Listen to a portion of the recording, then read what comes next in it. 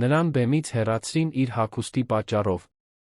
Րոպեներ անց մի տղամարդ կանգնեցրեց ամեն ինչ բոլորի առաջ, բացահայտեց կատարված անարդարությունը։ Այն, ինչ թվում էր սովորական մի համերգ, վերածվեց մի դասի, որը ոչ ոք երբեք չմոռացավ։ Եթե այս պատմությունը ձեզ հետաքրքրեց, մի մոռացեք բաժանորդագրվել մեր ալիքին, ասեք մեզ, թե որ քաղաքից եք դիտում։ Շարունակենք։ Դեկտեմբերն եկել էր երան, իր հետ բերելով Արարատյան դաշտավայրին բնորոշ տոտն ու խոնավությունը, բայց նա մի նորոգության շունչ, որը թվում էր վարակում էր անգամ ամենաքարացած սրտերը։ Կենտրոնի փողոցները զարդարված էին թարթող լույսերով, հրապարակներում տեղադրված էին ինքնաշեն տոնածառներ, իսկ խանութներից լսվում էին ամանորյա երգերի ընդհատվող հնչյունները։ Սա մի ժամանակաշրջան էր, երբ նույնիսկ առօրյա խնդիրները կարծես դադար էին առնում, ասես ամբողջ քաղաքը լուռ համաձայնության էր եկել հավատալու, գոնե մի քանի շաբաթով, որ ավելի լավ օրեր են գալու։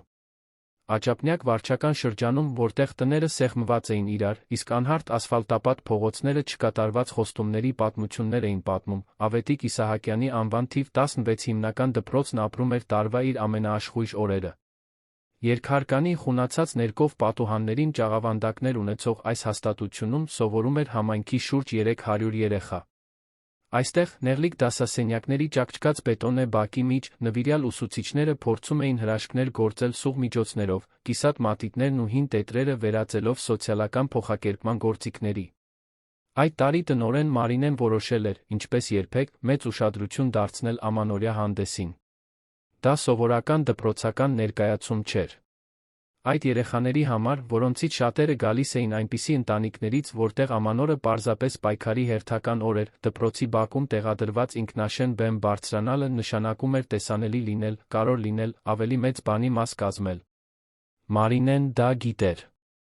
Այդ պատճառով նա մոբիլիզացրել էր ողջ անձնակազմին, նվիրատվություններ հայթայթել, արժանավայել ձավորում ստեղծելու համար, նույնիսկ համոզել էր ուսուցչուհի Հեղինեին, հայտնի իր խստությամբ ու կատարելության ձգտմամբ, ղեկավարել մանկական երգչախումբը։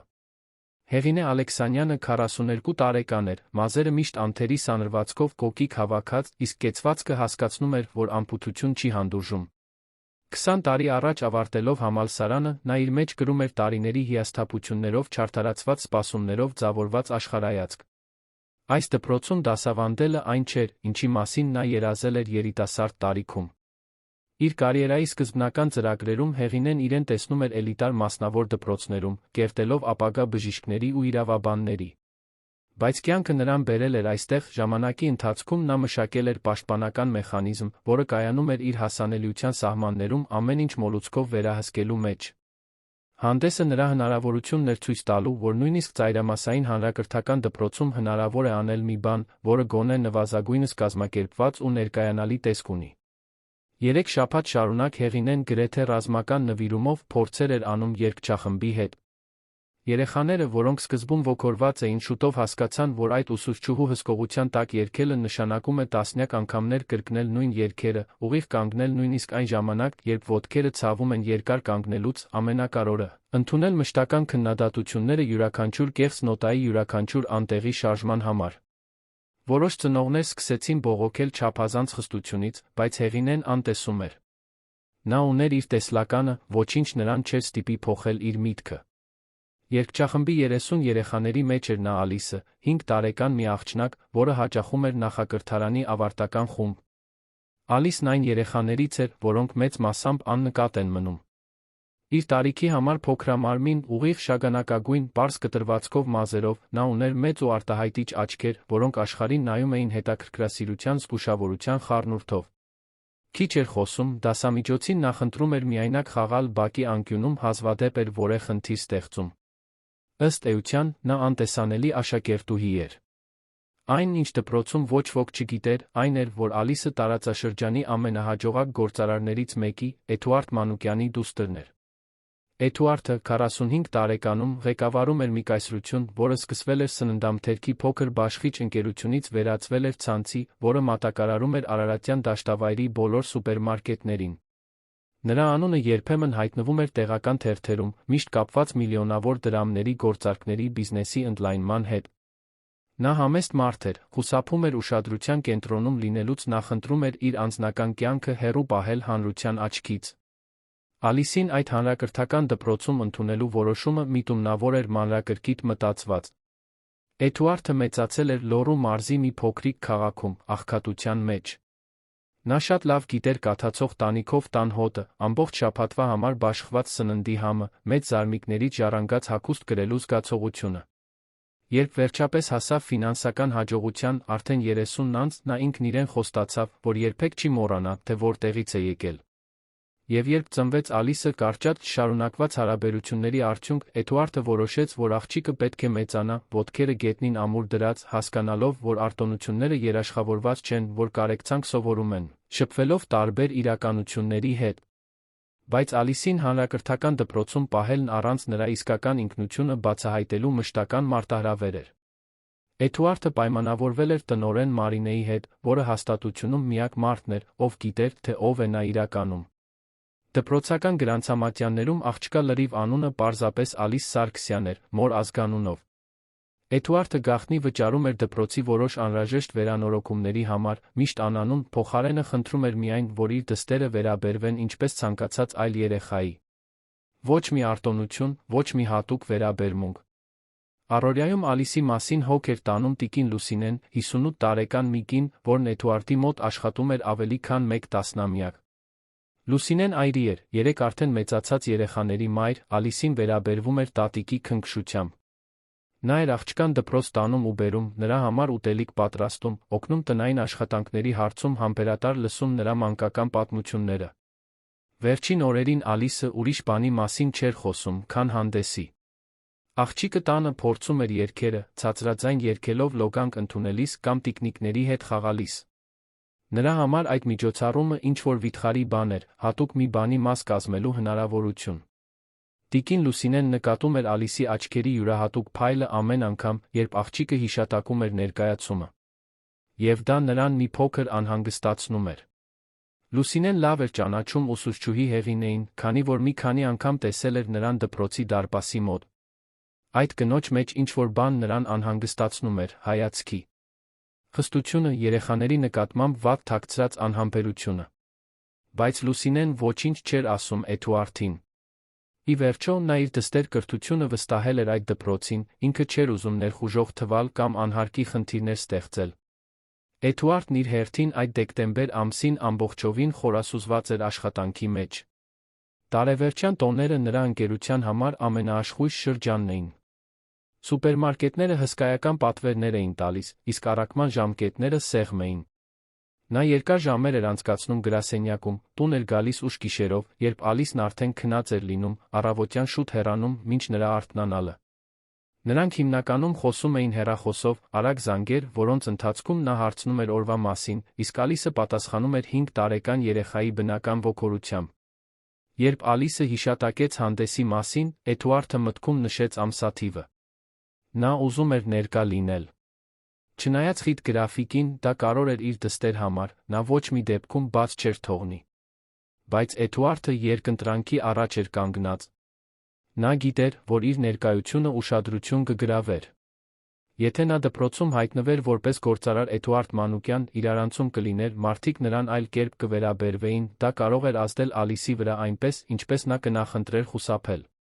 Աղջիկն արժանի էր ապրելու այդ պահը ինչպես ցանկացած այլ երեխա, առանց հոր ազգանվան ծանրության, որը կխանգարեր փորձառությանը։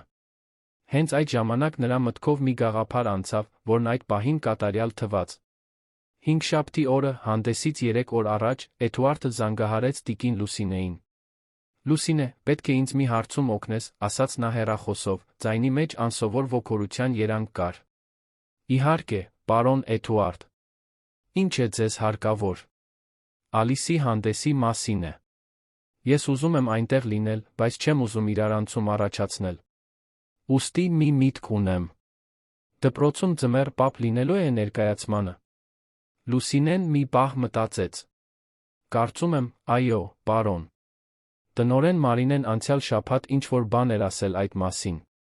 Հրաշալի է։ Ուրեմն ես կհագնվեմ ձմեռ պապի պես։ Այդպես կարող եմ այնտեղ լինել, մասնակցել ամեն ինչին, առանց որևէ մեկի իմանալու, թե ով եմ ես։ Կլինեմ պարզապես մեկ հայրիկ, որն ուզում է տեսնել իր դստեր երգը։ Գծի մյուս կողմում Լուսինեն ժպտաց։ Լավ գաղափար էր։ Բնորոշ պարոն Էդուարդին, որը միշտ մտածում էր Ալիսին պաշտպանելու ձերի մասին, մի նույն ժամանակ ներկա լինելով։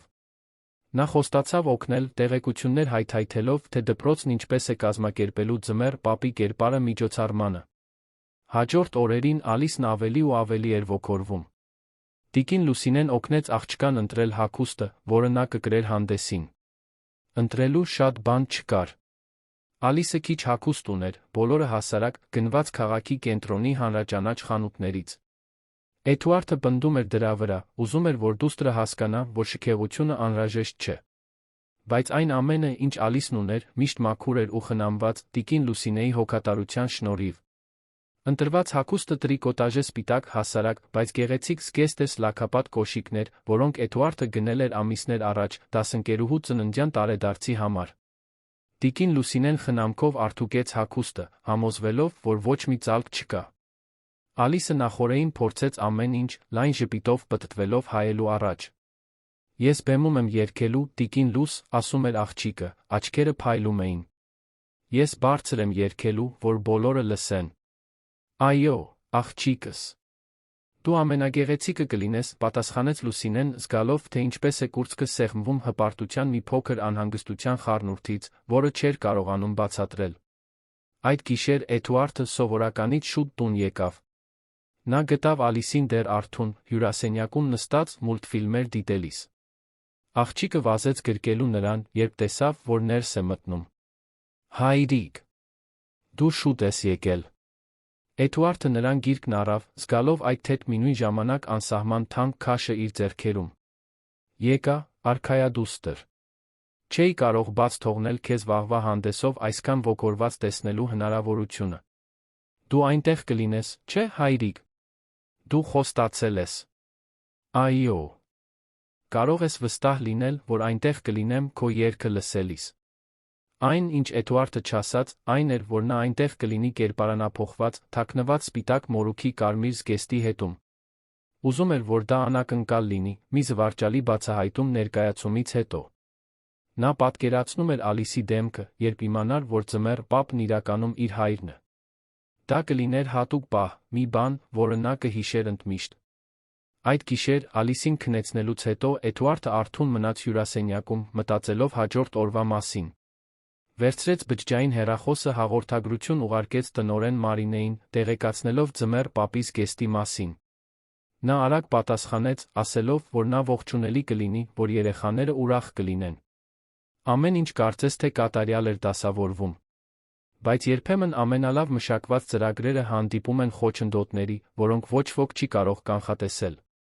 Եվ Ավետիք Իսահակյանի անվան դպրոցում Հեղինե անունով մի ուսուցչուհի հենց այդ պահին մտովի վերանայում էր հանդեսի յուրաքանչյուր մանրուք, բեմում երեխաների յուրաքանչյուր դիրք, յուրաքանչյուր երգ, որը պետք է երգվեր։ Նրա կատարելության ձգտող մտքում ամեն ինչ պետք է անթերի լիներ։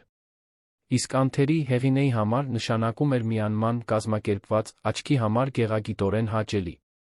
Թերությունների տեղ չկար։ Տեղ չկար ոչ մի բանի համար, որը կշեղվեր իր իսկ սահմանած չափանիշից։ Եվ երբ հաջորդ օրը լուսանար, երբ Ալիսը դպրոց հասներ, հագին այդ հասարակ, սպիտակ տրիկոտաժե զգեստը, երբ Հեղինեն նրան տեսներ մյուս երեխաների մեջ, ինչ-որ բան կկոտրվեր։ Տարբեր աշխարհների միջ հանդիպում էր տեղի ունենալու, այդ բախման հետանքները շատ ավելի հեռուն կգնային, քան որը մեկը կարող էր պատկերացնել այդ թվացյալ հանգստության պահին։ Գիշերն առաջ էր շարժվում երանում։ Տների լույսերը մեկ առ մեկ մարում էին։ Էդուարդի տանը Ալիսը քնած էր, գրկած փափուկ արջուկին, երազելով այն պահի մասին, երբ բեմ կբարձրանա։ Հեղինեի տանը ուսուցչուհին վերջին անգամ վերանայում էր հանդեսի ստուգաթերթը, յուրաքանչյուր կետ նշելով կարմիր գրիչով։ Իսկ տիկին Լուսինեի տանը կինը լուռ աղոթք էր անում, որ ամեն ինչ լավ անցնի, հստակ չիմանալով, թե ինչու է այդ անհանգստությունը զգում իր կրծքում։ Արշալույսը պատասխաններ կբերեր։ Եվ ընդմիշտ կփոխեր այս նոր սկսվող պատմության բոլոր մասնակիցների կյանքը։ Էդուարդի ուղին մինչ այն դառնալը, ինչ նա կար, ոչ պարզ էր, ոչ էլ ուղիղ։ Ծնված Ալավերդիում, ավտոմեխանիկի դերձակուհու որդի, նա մեծացել էր, տեսնելով, թե ինչպես են ծնողներն առից առ աշխատում ընտանիքը պահելու համար։ Նրանք 4 եղբայր էին, Էդուարդն ամենամեծն էր։ Վաղ տարիքից սովորել էր, որ եթե ինչ-որ այլ բան է ուզում, պետք է ինքնուրույն հետամուտ լինի։ 15 տարեկանում արդեն կես դրույքով աշխատում էր թաղամասի մթերային խանութում, արկղեր տեղափոխելով դարակները կարգի բերելով։ Վաստակած գումարն օգնում էր տանը։ Վճարում էր իր դպրոցական պարագաների համար։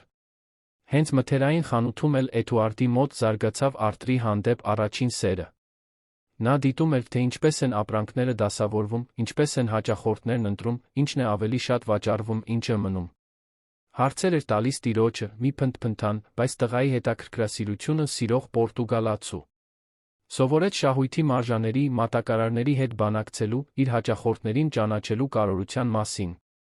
Այդ ոչ պաշտոնական դասերն ավելին արժեին, քան շատ դասընթացներ, որոնք նա հետագայում կանցներ։ Երբ ավարտեց միջնակարգ դպրոցը, Էդուարդը մի որոշում կայացրեց, որը ցնցեց ընտանիքին։ Բու ընդունվելու փորձի փոխարեն, ինչի մասին ծնողները երազում էին, բայց գիտեին, որ ֆինանսապես գրեթե անհնար է, նա հայտարարեց, որ գնալու է Երան աշխատելու քեռու մոտ, որը սննդամթերքի փոքր բաշխիչ ընկերություն ուներ։ Մայրը լաց եղավ, մտածելով, որ կորցնում է որդուն։ Հայրը փորձեց հետ համոզել, ասելով, որ առանց դիպլոմի ոչ մի տեղ չի հասնի։ Բայց Էդուարդը վստահ էր, թե ինչ է ուզում։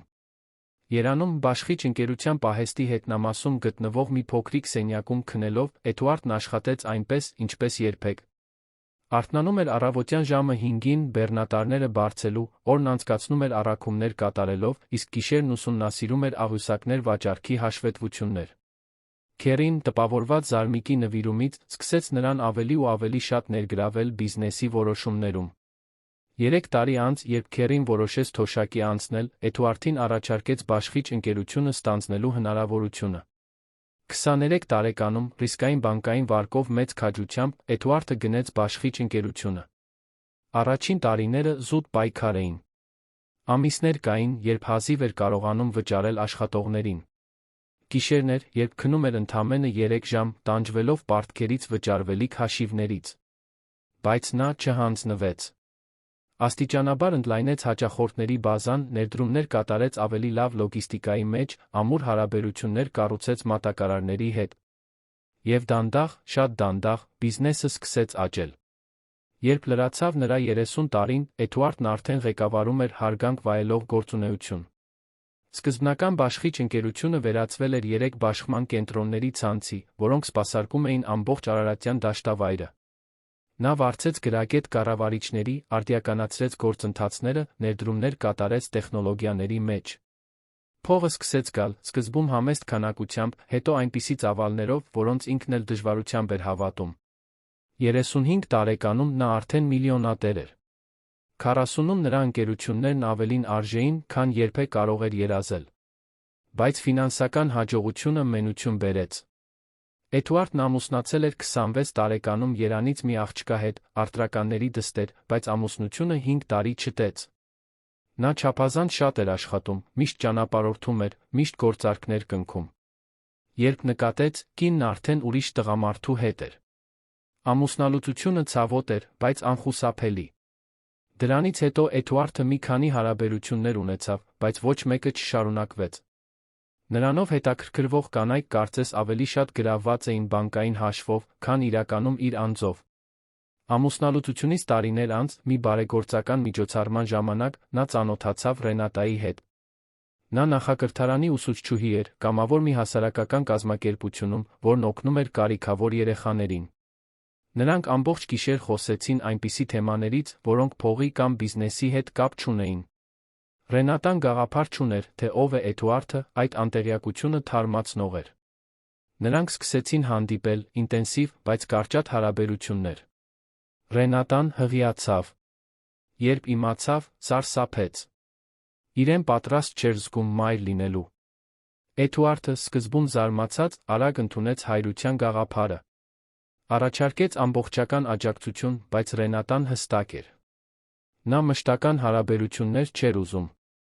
Ուզում էր շարունակել իր կյանքը, բայց պետք էր, որ Էդուարդը ստանձնի երեխայի պատասխանատվությունը։ Եվ այսպես աշխարհ եկավ Ալիսը։ Ռենատան ունեցավ աղջկան, առաջին ամիսները խնամեց նրան, բայց աստիճանաբար հեռացավ։ Այսօր նա ապրում էր Մոսկվայում, աշխատում էր էլիտար մասնավոր դպրոցում, Ալիսին տեսնում էր տարին ընդամենը 2 անգամ, կարճ ու պաշտոնական այցելությունների ժամանակ։ Էդուարդը երբեք նրան չդատեց դրա համար։ Յուրաքանչյուրն իր ճանապարհն ուներ։ Նա ստանձնեց հայրությունը իր ողջ կարողությամբ, նույնիսկ իմանալով, որ միայնակ երեխա մեծացնելը, միաժամանակ կայսրություն ղեկավարելով մարտահրավեր է լինելու։ Տիկին Լուսինեն նրանց կյանք մտավ, երբ Ալիսը ընդամենը 6 ամսական էր։ Էդուարդը նրան սկզբում վարձել էր որպես դայակ, բայց նա արագ դարձավ շատ ավելին։ Նա մտերիմն էր, խորհրդատուն այն մայրական կերպարը, որի կարիքն ուներ Ալիսը։ Լուսինեն նույնպես իր ցավի պատմությունն ուներ։ 15 տարի առաջ կորցրել էր ամուսնուն աշխատանքային դժբախտ պատահարի հետանքով, երբ երեխաները դեռ փոքր էին։ Երեքին գրեթե միայնակ էր մեծացրել, կար անելով մաքրություն անելով հաշիվները վճարելու համար։ Երբ երեխաները մեծացան գնացին իրենց ճանապարհով, նա հայտնվեց դատարկ տանը, խլացուցիչ լռության մեջ։ Էդուարդի մոտ աշխատելը, Ալիսին խնամելը նրան նոր նպատակ տվեց։ Այդ մեծաչի աղջիկը դարձավ այն դուստրը, որին նա կարող էր առանց մեղքի զգացումի փայփայել, սիրել, առանց վախենալու, որ չափազանց ներողամիտ է։ Ալիսին հանրակրթական դպրոց տալու որոշումը բուռն քննարկումների առիթ դարձավ Էդուարդի նրա ընտանիքի մեջ։ Նրա եղբայրները, որոնք այժմ հարմարավետ կյանք ունեին, նրա հաջողության շնորհիվ, դա անհեթեթ էին համարում։ Ինչու աղջկան ենթարկել մի իրականության, որը նա կարիք չուներ ապրելու։ Ինչու նրան չգրանցել առաջնակարգ մասնավոր դպրոցում, որտեղ նա կունենար լավագույն ուսուցիչներին, լավագույն պայմանները։ Էդուարդը լուռ լսում էր քննադատությունները, պնդում իր դիրքորոշումը։ Նա չէր ուզում, որ Ալիսը մեծանա պղպջակի մեջ։ Չէր ուզում, որ նա դառնա այն հարուստ մարդկանցից մեկը, որոնք աղքատներին նայում են այնպես, ասես նրանք այլ տեսակի լինեն։ Ուզում էր, որ նա վաղ տարիքից իմանա, որ իրական աշխարհը կազմված է այնպիսի մարդկանցից, ինչպիսիք սովորում են իր հետ, մարդիկ, որոնք ամեն օր պայքարում են արժանապատվության, հարգանքի, հնարավորությունների համար։ Բայց պահեր կային, երբ նույնիսկ Էդուարդն էր կասկածում իր ընտրությանը։ Երբ տեսնում էր դպրոցի մաշված շենքը, գերբեռնված դասասենյակները, սուղ միջոցները։ Երբ Ալիսը տուն էր գալիս պատմելով, որ դաս չի ունեցել, քանի որ ուսուցիչը բացակայել է, կամ որ ցայտաղբյուրը շաբաթներով փչացած է։ Այդ պահերին Էդուարդն ինքն իրեն հարցնում էր, թե արդյոք չափազանց իդեալիստ չէ, զոհաբերելով դստեր կրթությունը վերացական սկզբունքների պատճառով։ Հենց այդ ժամանակ նա ավելի լավ ճանաչեց տնօրեն Մարինեին։ Մի մասնավոր հանդիպման ժամանակ, որը նա ինքն էր խնդրել, Էդուարդը բացվեց իր երկընտրանքների մասին։ Մարինեն 50 անց մի կին, որն իր ամբողջ կյանքը նվիրել էր հանրակրթությանը, համբերատար լսեց նրան։ Երբ Էդուարդն ավարտեց, նա մի բան ասաց, որը նա երբեք չէր մոռանա։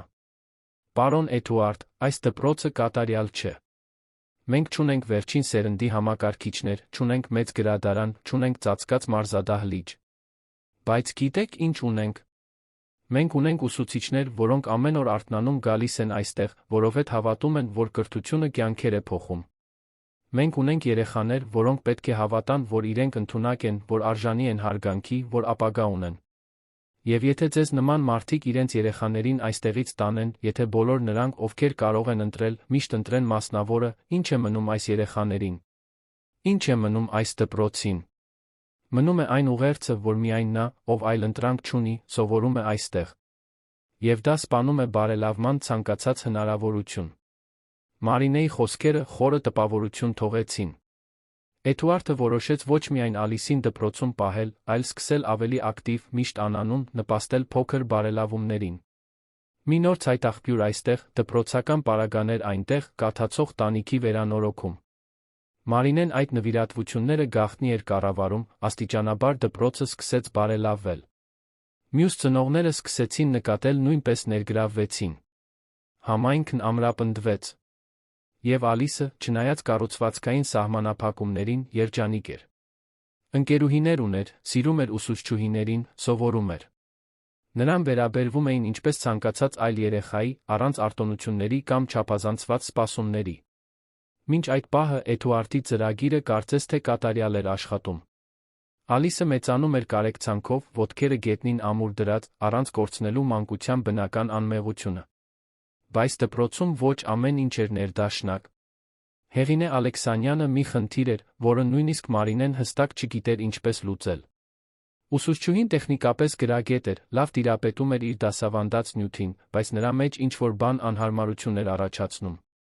Չափազանց խստություն, զգայունության պակաս այդ երեխաների իրականությունների հետ վարվելու համար։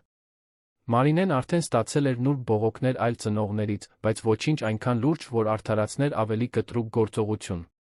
Հեղինեն երբեք ագրեսիվ կամ ակնհայտորեն վիրավորական չէր եղել։ Պարզապես կոշտ էր, սառը, չափազանց պահանջկոտ։ Այն, ինչ Մարինեն չգիտեր, այն, ինչ ոչ ոք իրականում չգիտեր, այն էր, թե ինչ էր կատարվում Հեղինեի այդ վերահսկվող դիմակի հետում։ Ուսուցչուհին կրում էր իր սեփական ցավերը, իր սեփական հիասթափությունները։ Մեծացել էր միջին խավի ընտանիքում, որը ֆինանսական անկում էր ապրել, երբ նա դեռ երիտասարդ էր։ Հայրը, մի փոքր գործարար, սնանկացել էր։ Մայրը առողջական խնդիրներ էր ունեցել, որոնք խլել էին ընտանիքի մնացորդները։ Հեղինեն ստիպված էր եղել հրաժարվել հեղինակավոր պետական համալսարանում սովորելու երազանքից բավարարվել երկրորդ կարգի մասնավոր համալսարանով, որը կարողացել էր վճարել ցերեկն աշխատելով գիշերը սովորելով։ Նա ավարտեց, անցավ պետական մրցույթը, հայտնվեց ծայրամասի այդ դպրոցում։ Եվ ամեն անցնող օրվա հետ զգում էր, որ կյանքն իրեն խաբել է։ Տեսնում էր գործընկերների, որոնք ավելի բախտավոր էին, որոնք ավելի լավ աշխատանք էին գտել, ավելի լավ դպրոցներ։ Զգում էր, որ ավելին է արժանի, որ ավելին է ընդունակ։ Բայց բանտարկված էր, տարիների ընթացքում այդ բանտարկությունը դառնությունը վերածեց վերահսկողության կարիքի։ Եթե չէր կարող վերահսկել սեփական կյանքի ընթացքը, գոնե կվերահսկեր այն ամենը, ինչ իր հասանելիության սահմաններում էր դպրոցում։ Եվ հանդեսը նրա գլուխգործոցն էր, նրա հնարավորությունը ապացուցելու, որ նույնիսկ այնտեղ, այդ վայրում, որը նա գաղտնի արամարում էր, հնարավոր է անել ինչ-որ անթերի բան։ Այդ գիշեր, հանդեսի նախօրեին, Հեղինեն քիչ քնեց։ Արթուն մնաց մինչ ուշ, մտովի վերանայելով յուրաքանչյուր մանրուք։ Ցուցակների վրա ցուցակներ ուներ։ Բեմում յուրաքանչյուր երեխայի դիրքը, երգերի հաջորդականությունը, մուտքերի ելքերի պահերը։ Ամեն ինչ հաշվարկված։ Ամեն ինչ կատարյալ։ Նրա մտքում անկանխատեսելի իրադարձությունների տեղ չկար։ Այն ամենը, ինչ կշեղվեր սահմանված չափանիշից, կդիտվեր որպես սպառնալիք այդ կատարելությանը։ Եվ նա թույլ չէր տա սպառնալիքներ։ Ոչ այդ գիշեր։ Ոչ իր, ցույց տալու պահին, թե ինչի է ընդունակ։ Ժամացույցն առաջ էր շարժվում։ Կեսգիշերը եկավ, իր հետ բերելով այն ծանր լռությունը, որը նախորդում է վճռորոշ պահերին։ Քաղաքի տարբեր տներում մարդիկ քնած էին կամ փորձում էին քնել, յուրաքանչյուրը գրելով իր սպասումները հաջորդ օրվա համար։ Էդուարդ, Ալիս, Լուսինե, Հեղինե, Մարինե։ Կյանքեր, որոնք մինչ այդ զուգահեռ ուղիներով էին ընթանում, պատրաստվում էին խաչվել այնպես, ինչպես ոչ ոք չէր կարող կանխատեսել։ Երբեմն ճակատագիրը բացահայտվում է աստիճանաբար։ Երբեմն այն պայթում է միանգամից, սովորականը վերածելով արտասովորի, տրիվիալը հիշարժանի։ Եվ այն առավոտյան, որը պատրաստվում էր լուսանալ, երբ Արը նորից կլուսավորեր Երանի փողոցները, կլիներ այդ պայթյունավտանգ պահերից մեկը։ Կլիներ մի շղթայական իրադարձությունների սկիզբ, որը կփոխեր ոչ միայն այդ կոնկրետ կյանքերը, այլ մի ամբողջ համայնք։ Կլիներ, թե դեռ ոչ ոք չգիտեր, մի մեծ փոխակերպման սկիզբ։ Օրը բացվեց պարզ երկնքով, այն վառ կապույտով, որը միայն դեկտեմբերին կարող է առաջարկել Արարատյան դաշտավայրը։ Ջերմաստիճանն արդեն արագ բարձրանում էր առավոտյան վաղ ժամերից, խոստանալով սմեկ-տոտ ու խոնավ օր։ Երանում քաղաքն աստիճանաբար արթնանում էր, մարդկանց սովորական շարժով դեպի աշխատանք, լեփ-լեցուն ավտոբուսներով, գլխավոր պողոտաներում սկսվող խցանումներով։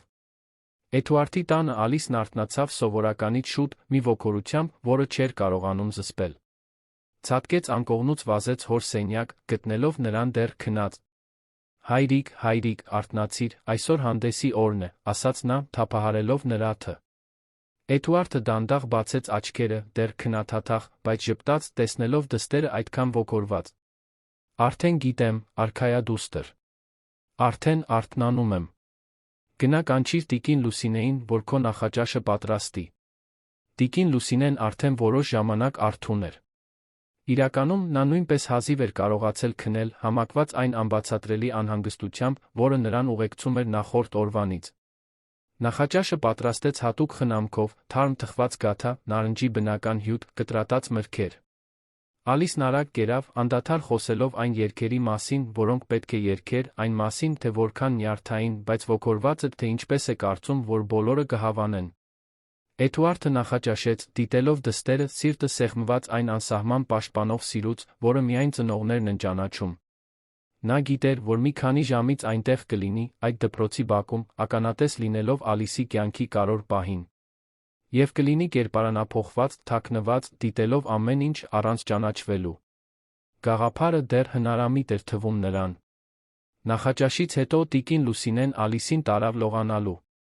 Խնամքով լված աղջկա մազերը սիրով սանրեց, սպիտակ ժապավեն դրեց, որը կատարյալ համապատասխանում էր զգեստին։ Հագուստը անթերի արթուկված էր, նախորդ օրվանից կախիչի վրա պահված։ Ալիսը Լուսինեի օգնությամբ հագավ ամեն ինչ, նայեց իրեն հայելու մեջ պտտվեց, գոհ իր տեսքից։ Գեղեցիկ եմ, տիկին Լուս։ Իհարկե, աղջիկս։ Ամենագեղեցիկը։ Էդուարդը հայտնվեց սենյակի դռան մոտ, արդեն հագնված դուրս գալու համար։ Պետք է մի քանի ժամով գրասենյակ գնար, մի քանի հրատապ հարց լուծեր, բայց կվերադառնար ժամանակին կերպարանափոխվելու դպրոց գնալու համար։ Նա կրացավ Ալիսի հասակին, ուղեց նրա մազերի ժապավենը։ Դու հիասքանչ ես, իմ արքայադուստր։ Քիչ հետո կտեսնվենք դպրոցում, լավ։ Դու խոստանում ես, որ այնտեղ կլինես, հայրիկ։ Խոստանում եմ։ Եվ ես երբեք իմ խոստումները չեմ դրժում։ Երբ Էդուարդը գնաց, Ալիսը րոպեներն էր հաշվում մինչ դպրոց գնալու ժամը։ Հանդեսը պետք է սկսվեր ժամը 3-ին, բայց երեխաները պետք է ավելի շուտ գային վերջնական նախապատրաստությունների համար։ Տիկին Լուսինեն պայմանավորվել էր Ալիսին տանել ժամը 2-ի սահմաններում։ Մեքենայով ճանապարհը կարճ էր, մոտ 15 րոպե, բայց նա նախընտրեց շուտ դուրս գալ, ցանկացած անկանխատեսելի իրադարձությունից խուսափելու համար։ Մինույն ժամանակ դպրոցում Հեղինեն սովորականից էլ շուտ էր եկել։ Առավոտյան ժամը 10-ին արդեն այնտեղ էր, ստուգելով ձավորման յուրաքանչյուր մանրուք, փորձարկելով ձայնային համակարգը, ստուգելով, թե արդյոք հյուրերի համար նախատեսված աթոռները բոլորը շարված են։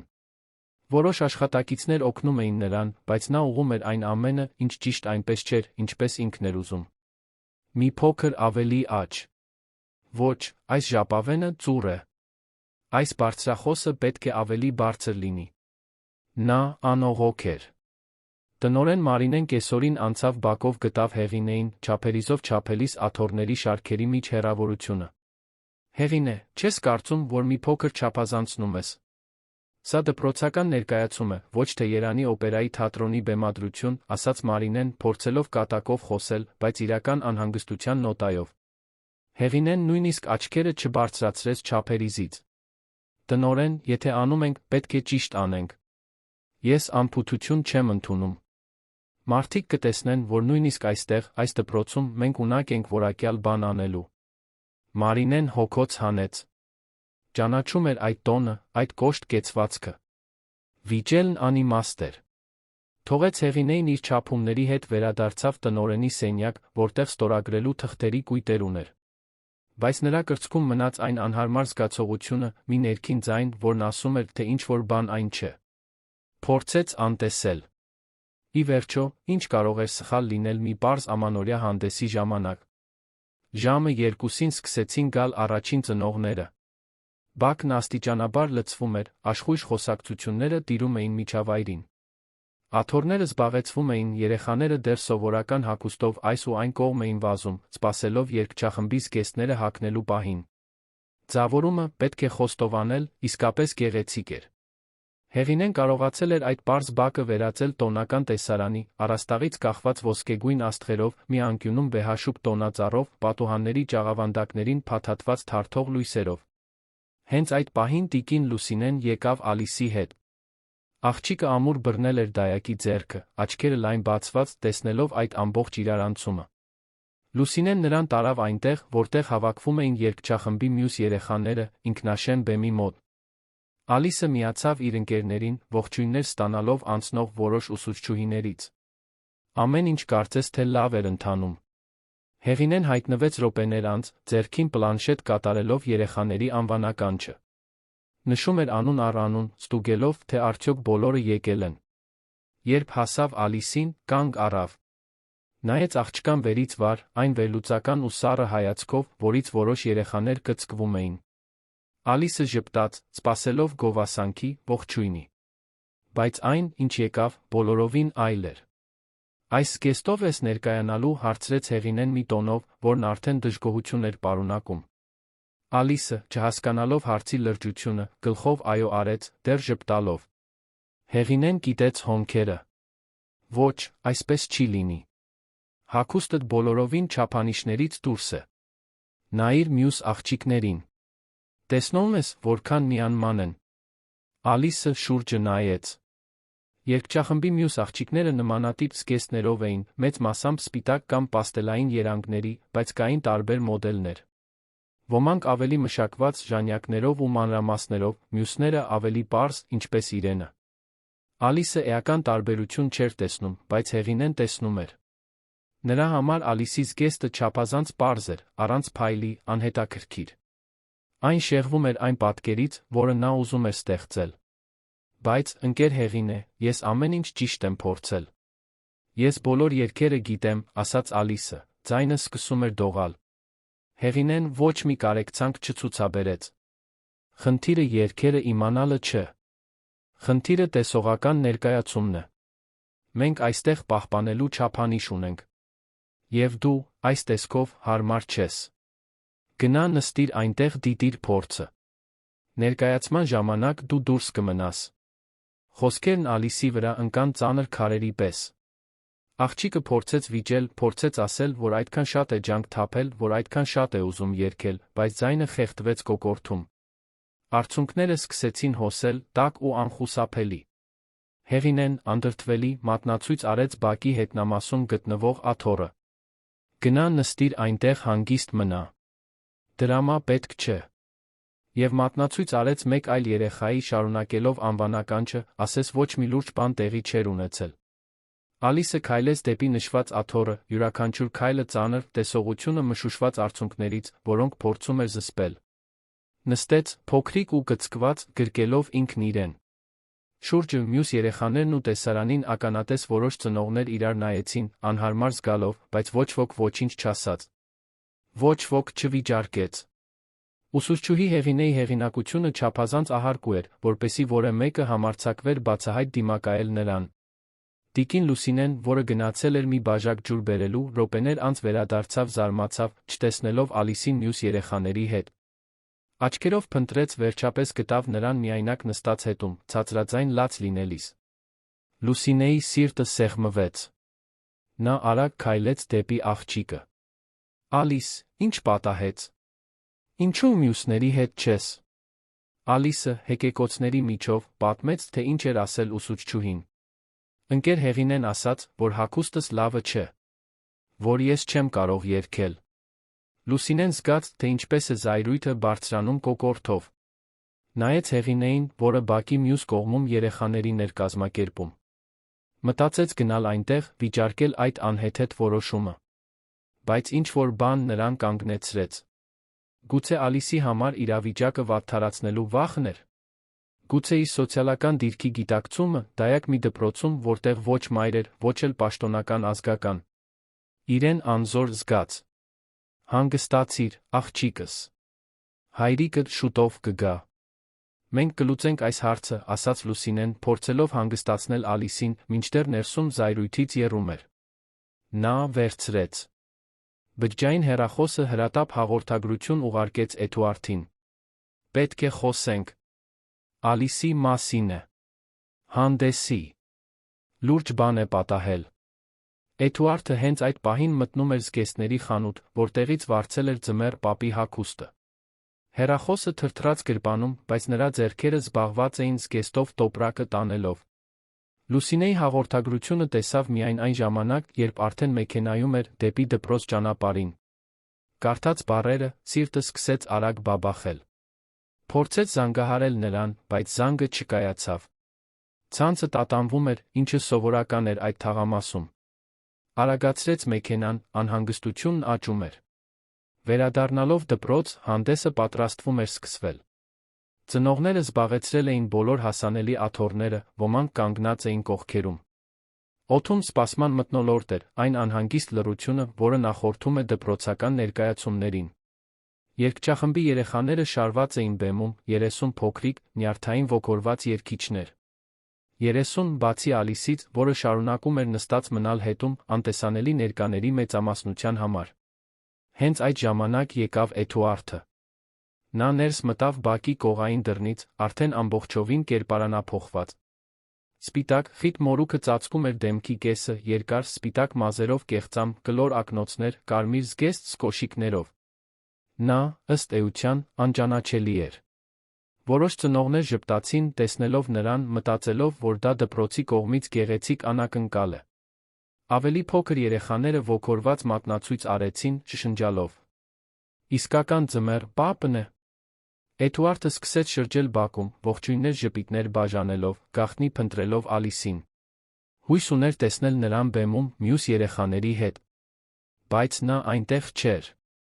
Նա կիտեց հոնքերը, շփոթված։ Շարունակեց աչքերով փնտրել, մինչ վերջապես գտավ նրան։ Միայնակ հետում, գլուխը կախ ուսերը թուլացրած պարտության կեցվածքով, որը սեղմեց նրա սիրտը տիզերի պես։ Էդուարդը քայլեց այնտեղ, կրանալով այն աթոռի դիմաց, որտեղ նստած էր Ալիսը։ «Ողջույն փոքրիկ, ինչու այնտեղ չես մյուսների հետ», ասաց նա, ձայնը փոխելով, որպեսզի նա անմիջապես չճանաչի իրեն։ Ալիսը բարձրացրեց դեմքը, աչքերը կարմրած լաց լինելուց։ Ընկեր Հեղինեն ասաց, որ հագուստս գեղեցիկ չէ, որ ես չեմ կարող երգել։ Խոսքերն Էդուարդին հարվածեցին որպես բռունցքի հարվածներ Ստամոքսին։ Նա զգաց, թե ինչպես է զայրույթը բարձրանում, տաք անկառավարելի։ Բայց ստիպեց իրեն հանգստություն պահպանել, գոնե առայժմ։ Քո հագուստը հիասքանչ չէ։ Ո՞վ էր այդ ընկեր Հեղինեն, որ դա ասաց։ Ալիսը մատնացույց արեց Հեղինեին, որն այդ պահին բեմում բարձրախոսն էր կարգավորում։ Էդուարդը նայեց ուսուցչուհուն, այդ դեմքը տպավորելով հիշողության մեջ։ «Մի քիչ այստեղ մնա, լավ»։ Ձմեռ պապը կլուծի այս հարցը։ Նա ոտքի կանգնեց, որոշումն արդեն կայացված էր մտքում։ Ոչ մի զգեստ չէր թաքցնի նրա զայրույթը։ Ոչ մի սոցիալական նկատառում նրան չէր խանգարի անել այն, ինչ ճիշտ էր։ Իր դստերը հրապարակավ նվաստացրել էին, բացառել անհեթեթ դաժան չափանիշով։ Եվ դա այդպես չէր մնա։ Ներկայացումը սկսվեց։ Ամանորյա երգի սկզբնական հնչյունները արձագանքեցին բակում։ Երեխաները սկսեցին երգել, նրանց մանկական ձայները խառնվում էին մի երգչախմբում, որը, պետք է խոստովանել, իսկապես ներդաշնակ էր։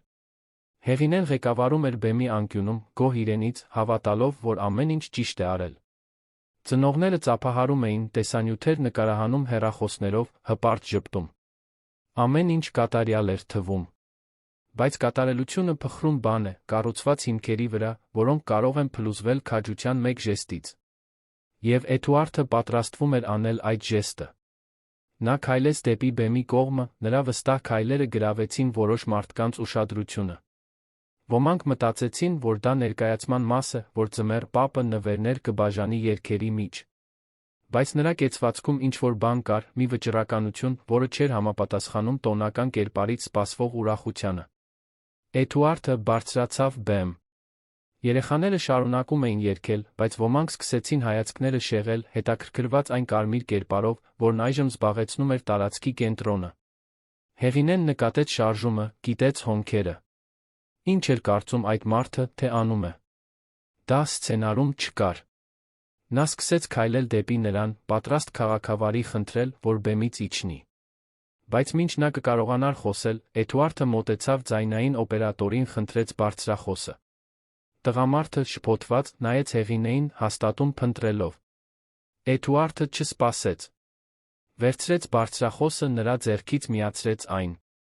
Հանդեսի ձայնը նվազեց, երեխաները մեկ առ մեկ դադարեցին երգել, չհասկանալով, թե ինչ է կատարվում։ Լռություն տիրեց բակում։ Բոլորի ուշադրությունն այժմ ուղղված էր այդ անսպասելի ձմեռ պապին։ «Բարի օր բոլորին», սկսեց Էդուարդը, նրա ձայնը հնչում էր ամուր պարզ բարձրախոսներով։ «Ներողություն եմ խնդրում այս գեղեցիկ ներկայացումն ընդհատելու համար, բայց պետք է խոսեմ մի կարևոր բանի մասին։ Մի բան, որն այսօր այստեղ տեղի է ունեցել, որը չի կարող աննկատ մնալ»։ Հեղինեն փորձեց միջամտել, մոտենալով նրան։ «Պարոն, դուք իրավունք չունեք», բայց Էդուարդը նրան ընդհատեց ձեռքի շարժումով։ Ուսուցչուհին կանգ առավ, նրա հայացքում, զգեստի հետից, ինչ-որ բան նրան ստիպեց վարանել։ «Այսօր տոնի օր է», շարունակեց Էդուարդը։ Մի օր, երբ այս երեխաները, որոնք շաբաթներ շարունակ քրտնաջան փորձեր են արել, հնարավորություն կունենային փայլելու, իրենց հատուկ զգալու, ծնողներին հարազատներին ցույց տալու, թե ինչի են ընդունակ։ Բայց այս երեխաներից մեկը այստեղ, բեմում չէ։ Նա այնտեղ է, հետում։ Նա մատնացույց արեց այնտեղ, որտեղ նստած էր Ալիսը, հարյուրավոր աչքեր շրջվեցին այդ ուղղությամբ։ Ալիսն ավելի կծկվեց աթոռին, չհասկանալով, թե ինչ է կատարվում։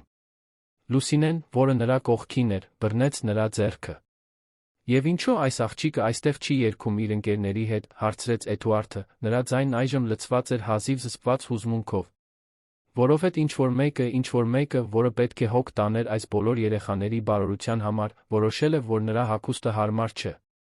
Որոշել է, որ նա չի համապատասխանում սահմանված գեղագիտական չափանիշին։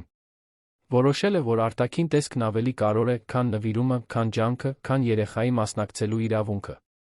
Շշուկներ սկսեցին տարածվել ներկաների միջ։ Որոշ ծնողներ իրար նայեցին, ցնցված։ Մյուսները նայեցին Հեղինեին, որն այժմ գունատվել էր, հասկանալով, որ իրավիճակը լիովին դուրս է գալիս իր վերահսկողությունից։ Այս աղջիկը, ասաց Էդուարդը, ձայնը դողում էր, իմ դուստրն է։ Եվ շաբաթներ շարունակ ես լսել եմ, թե ինչպես է նա փորձում այս հանդեսի երգերը։ Տեսել եմ ոգորությունը նրա աչքերում ամեն գիշեր, երբ խոսում էր այսօրվա մասին։ Տեսել եմ, թե ինչպես է նա այդքան սիրով պատրաստվել, ընտրելով իր ունեցած լավագույն հագուստը, ծանրելով մազերը, երազելով այս պահի մասին։ Բակն այժմ բացարձակ լուռ էր։ Նույնիսկ դրսի երթեկության ձայնը կարծես անհետացել էր։ Էդուարդը սկսեց հանել կեղծ մորուքը, դանդաղ, բացահայտելով իր դեմքը։ Երբ մորուքը լիովին ընկավ, հանեց նա կարմիր գլխարկն ու կեղծամը։ Որոշ ծնողներ անմիջապես ճանաչեցին այդ դեմքը։ Էդուարդ Մանուկյան։ Գործարարը։ Շշուկներն ուժեղացան։ Հեղինեն զգաց, թե ինչպես են ոտքերը թուլանում։ Նրա ուղեղը փորձում էր մարսել, թե ինչ է կատարվում։ Այդ մարդը Ալիսի հայրն էր։ Այն աղջկա, որի մասին նա կարծում էր, թե աղքատ ընտանիքից է, որի բացառումը նա հիմնավորել էր հենց այդ ենթադրությամբ։ Եվ ավելի վատ, նա Էդուարդ Մանուկյանն էր։ Ես իմ դստերը այս դպրոց եմ տվել մի պատճառով, շարունակեց Էդուարդը, այժմ առանց թաքցնելու հուզմունքը ձայնի մեջ։ Ես ուզում էի, որ նա մեծանա, հասկանալով, որ բոլոր մարդիկ արժեք ունեն, անկախ նրանից, թե որքան փող ունեն կամ ինչ հագուստ են կրում։ Ուզում էի, որ նա սովորի կարեկցանք, հարգանք, մարդասիրություն։ Բայց ինչ սովորեց նա այստեղ այսօր։ Սովորեց, որ իրեն դատում են արտաքին տեսքով։ Սովորեց, որ կարևոր չէ, թե որքան ես ջանք թափում, եթե հագուստդ բավականաչափ լավը չի համարվում, դու ողջունված չես։ Եթե դուք լինեիք Ալիսի փոխարեն, կընդունեիք այս անարդարությունը, թե կպայքարեիք ձեր իրավունքների համար։ Պատմեք մեզ մեկնաբանություններում։ Մարինեն, տնօրենը, որը կանգնած էր բակի կողմում, զգաց, թե ինչպես է արյունը սառչում երակներում։ Նա այս ամենից ոչինչ չգիտեր։ Իրեն չէին խորհրդակցել Ալիսին բացառելու հարցում։ Հեղինեն այդ որոշումը միայնակ էր կայացրել։ Եվ հիմա, բոլորի առաջ, դպրոցը մերկացվում էր մի լուրջ սխալի համար։ Նա սկսեց քայլել դեպի բեմ, բայց Էդուարդը շարունակեց խոսել։ Ես այստեղ չեմ որևէ մեկին անհարմար դրության մեջ դնելու համար, ասաց նա, շուրջը նայելով բակին, տեսողական կապ հաստատելով մի քանի ծնողների հետ։ Ես այստեղ եմ, որովհետև հավատում եմ, որ մենք բոլորս, մեծահասակներս, պատասխանատվություն ունենք պաշտպանելու մեր երեխաներին։ Երաշխավորելու, որ նրանց վերաբերվեն արժանապատվությամբ հարգանքով։ Եվ երբ դա տեղի չի ունենում, մենք պետք է քաջություն ունենանք խոսելու, հարցականի տակ դնելու, փոփոխություն պահանջելու։ Նա շրջվեց դեպի Հեղինեն, որն այժմ գրեթե անշարժ էր։ Ուսուցչուհի, դուք կարող եք ունենալ ձեր պատճառները։ Կարող եք ունենալ ձեր հիմնավորումները։ Բայց ձեզ մի բան ասեմ։ Աշխարհում ոչ մի պատճառ, ոչ մի հիմնավորում բավարար չէ երեխային նվաստացնելու համար։ Նրան ստիպելու համար զգալ, որ նա բավականաչափ լավը չէ։ Նրանից գողանալու համար մի պահ, որը պետք է լիներ ուրախության վերածելու այն ցավի։ Հեղինեն փորձեց խոսել, բերանը բացվեց ու փակվեց, բայց ոչ մի ձայն դուրս չեկավ։ Նա ուզում էր պաշտպանվել, ուզում էր բացատրել իր տրամաբանությունը տեսողական ներդաշնակությունը պահպանելու չափանիշների կազմակերպվածության մասին։ Բայց հանկարծ այդ բոլոր հիմնավորումները հնչում էին դատարկ, մանրունգ, դաժան։ Էդուարդն իջավ բեմից քայլեց այնտեղ, որտեղ Ալիսն էր։ Աղջիկը նայեց նրան, աչքերը դեռ թաց։ Հայրիկ, դու էիր ձմեռ պապը։ Էդուարդը ժպտաց, թե իր աչքերն էլ էին խոնավ։ Այո, իմ արքայադուստր։ Եվ հիմա քեզ կտանեմ այնտեղ, որտեղ դու միշտ պետք է լինեիր։ Նա բռնեց նրա ձեռքից, սկսեց քայլել նրա հետ դեպի բեմ։ Մարինեն վազեց նրանց ընդառաջ, ոչ թե խանգարելու, այլ աջակցելու։ Պարոն Էդուարդ, ես այս ամենից ոչինչ չգիտեի։ Խնդրում եմ, հավատացեք։ Ալիս, սիրելիս, իհարկե դու կերքես։ Արի, քեզ դնենք մյուսների հետ։ Նա նայեց Հեղինեին մի խստությամբ, որը ուսուցչուհին երբեք առաջ չէր տեսել։ Մենք հետո կխոսենք։ Իմ սենյակում։ Հիմա։ Երգչախմբի մյուս երեխաները, որոնք մինչ այդ անշարժացած էին, չիմանալով ինչպես արձագանքել, սկսեցին շարժվել։ Ալիսի որոշ ընկերներ նրան կանչեցին, իրենց միջտեղ բացելով։ Արի, Ալիս։ Արի մեզ հետ երգիր։ Աղջիկը նայեց հորը, որը քաջալերող գլխով արեց։ Գնա, արքայադուստր։ Սա քո պահն է։ Ալիսը նորից բարձրացավ բեմ, այս անգամ ոչ թե որպես բացառված, այլ որպես այդ դրամատիկ շրջադարձի գլխավոր հերոսուհի։ Նա կանգնեց իր ընկերների մեջ, որոնք նրան ընդունեցին ժպիտներով։ Ձայնային օպերատորը վերսկսեց երաժշտությունը։ Երեխաները նորից սկսեցին երգել, բայց այժմ բոլորովին այլ հուզական լիցքով։ Հանդիսատեսի շատ ծնողներ լացում էին։ Ոմանք նկարահանում էին պահը, իմանալով, որ ականատես են լինում մի բանի, որը շատ ավելին է, քան պարզապես դպրոցական ներկայացում։ Ալիսի ձայնը, սկզբում թույլ, ուժ հավաքեց։ Նա երգում էր, նայելով հորը, որն այժմ բեմի կողմում էր, ամեն ինչ նկարահանելով հեռախոսով, դեմքը նշանավորված հպարտության հուզմունքի արցունքներով։ Էդուարդը հասկանում էր, որ սա միայն հանդեսի մասին չէ։ Սա արդարության մասին է։ Արժանապատվության։ Ալիսին սովորեցնելու, որ նա արժեք ունի, որ արժանի է հարգանքի, որ ոչ ոք իրավունք չունի նրան ստիպելու զգալ ավելի քիչ, քան նա կա։ Երբ երգն ավարտվեց, բակում հնչած ծափահարությունները խլացուցիչ էին։ Մարդիկ ոտքի կանգնեցին, ոտնկայս ծափահարություններ, որոնք տեցին րոպեներ։ Ծափահարում էին երեխաներին, բայց նա ծափահարում էին մի հոր քաջությունը, մեղսակցային լռության խախտումը, անարդարության մերկացումը։ Հեղինեն, բեմի անկյունում, դիտում էր ամեն ինչ արձանի պես։ Նա գիտեր, որ իր կյանքը երբեք նույնը չի լինի այդ օրվանից հետո։ Որ դա հետանքներ կունենա։ Եվ երկար ժամանակ անց առաջին անգամ նա ստիպված էր նայել իր ներսը, հարցականի տակ դնել իր կատարած ընտրությունները, իր որդեգրած արժեքները, այն մարդուն, որին վերածվել էր։ Հանդեսը շարունակվեց։ Այլ երգեր երգվեցին։ Բայց ոչինչ չստվերեց տեղի ունեցածը։ Այդ պահը կմնար բոլոր ներկաների հիշողության մեջ։ Եվ հաջորդ օրերին, երբ պատմությունը տարածվեր, երբ ծնողները սկսեին կիսվել շատերի նկարահանած տեսանյութով, երբ տեղական թերթերը բռնեին գործը, այդ իրադարձության ալիքները կսկսեին ընդլայնվել այնպես, ինչպես ոչ ոք այնտեղ չէր կարող կանխատեսել։ Այն, ինչ թվում էր վերջ, իրականում ընդամենը շատ ավելի մեծ փոխակերպման սկիզբն էր։ Հանդեսն ավարտվեց ժամը 5-ից քիչ անց, երբ Արն արդեն սկսել էր մայր մտնել հորիզոնում, Երանի երկինքը ներկելով նարնջագույն երանգներով։ Ծնողներն աստիճանաբար հեռանում էին, տանելով իրենց երեխաներին, բայց տեղի ունեցածի մասին շշուկները շարունակում էին արձագանքել միջանցքներում դպրոցի դիմացի ինքնաշեն կայանատեղիում։ Խմբեր էին ձավորվում, մարդիկ տպավորություններ, կարծիքներ, տեսանյութեր էին փոխանակում, որոնք արդեն սկսել էին շրջանառվել համայնքի WhatsApp խմբերում։ Էդուարդը մնաց դպրոցում նույնիսկ այն բանից հետո, երբ մեծամասնությունն արդեն գնացել էր։ Ալիսը տիկին Լուսինեի հետ բակում էր, ուտելով մի կտոր տորտ, որը խոհարարներից մեկը հատուկ նրա համար էր բերել։ Աղջիկն այժմ ավելի հանգիստ էր, կեսօրվա սկզբի տրավման աստիճանաբար փոխարինվում էր վերջապես երգելու, տեսանելի լինելու, գնահատվելու ուրախությամբ։ Բայց Էդուարդը գիտեր, որ այն խոսակցությունը, որը պետք է ունենար տնօրեն Մարինեի հետ, չէր կարող սպասել։ Նա գտավ Մարինեին իր սենյակում, նստած աշխատանքային սեղանի հետում, գլուխը ձեռքերի մեջ։ Երբ Էդուարդը թակեց արդեն բաց դուռը, նա բարձրացրեց դեմքը, նա կարողացավ տեսնել, որ նա լաց էր եղել։ Պարոն Էդուարդ, խնդրում եմ, ներս եկեք։ Պետք է ձեզ հետ խոսեմ։ Նրա ձայնը լի էր հուզմունքով, հոգնածությամբ։ Էդուարդը ներս մտավ, փակեց դուռը իր հետից։ Նստեց սեղանի դիմացի աթոռին, դեռ Հաքին ձմեռ պապիս գեստի ներքի մասը, ինչը գրեթե սյուրռեալիստական տեսարան էր ստեղծում։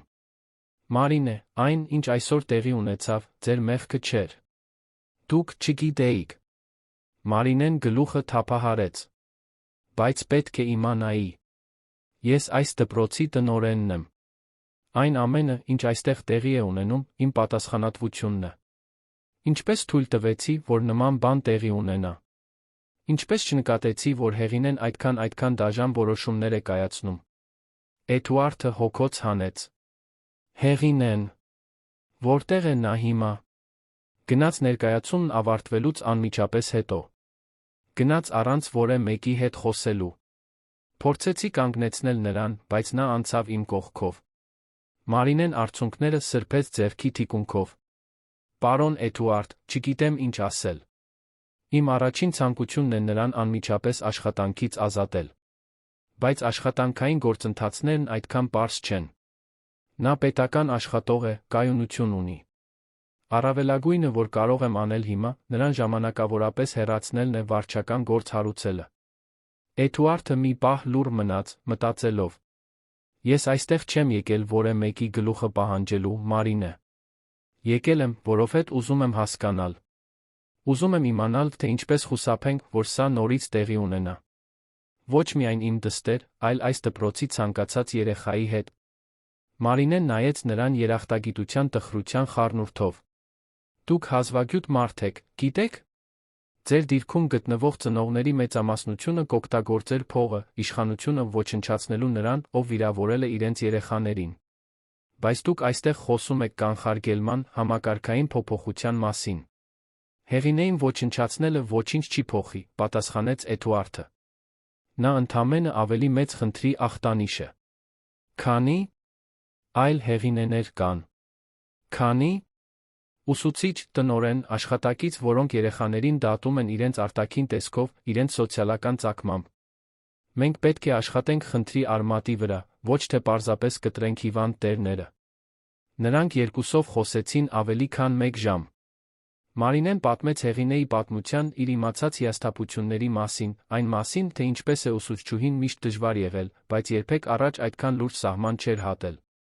Էդուարդը կիսվեց իր տեսլականով կրթության մասին, այն մասին, թե ինչպես է աղքատության մեջ մեծանալը սովորեցրել իրեն, որ արժանապատվությունը գին չունի, որ հարգանքը չի գնվում։ Խոսեցին արձանագրություններ ստեղծելու, բոլոր աշխատակիցների համար զգայունացման դասընթացներ կազմակերպելու, ծնողների համար խնդիրների մասին առանց վրեժխնդրության վախի հայտնելու ուղիներ բացելու մասին։ Երբ վերջապես դուրս եկան սենյակից, արդեն գրեթե երեկոյան 7-ն էր։ Ալիսը քնած էր տիկին Լուսինեի գրկում, հուզականորեն հոգնած ինտենսիվ օրվանից։ Էդուարդը նրան զգուշությամբ գիրկն առավ, որ չարթնացնի, զգալով իր դստեր փոքրիկ թանկ քաշը կրծքին։ Գնացինք տուն, տիկին Լուս։ Երկար օր էր բոլորիս համար։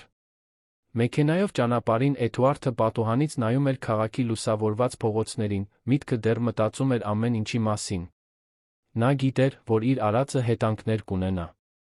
Արդեն կարող էր պատկերացնել տեղական թերթերի վերնագրերը, սոցիալական ցանցերի մեկնաբանությունները, բաժանված կարծիքները։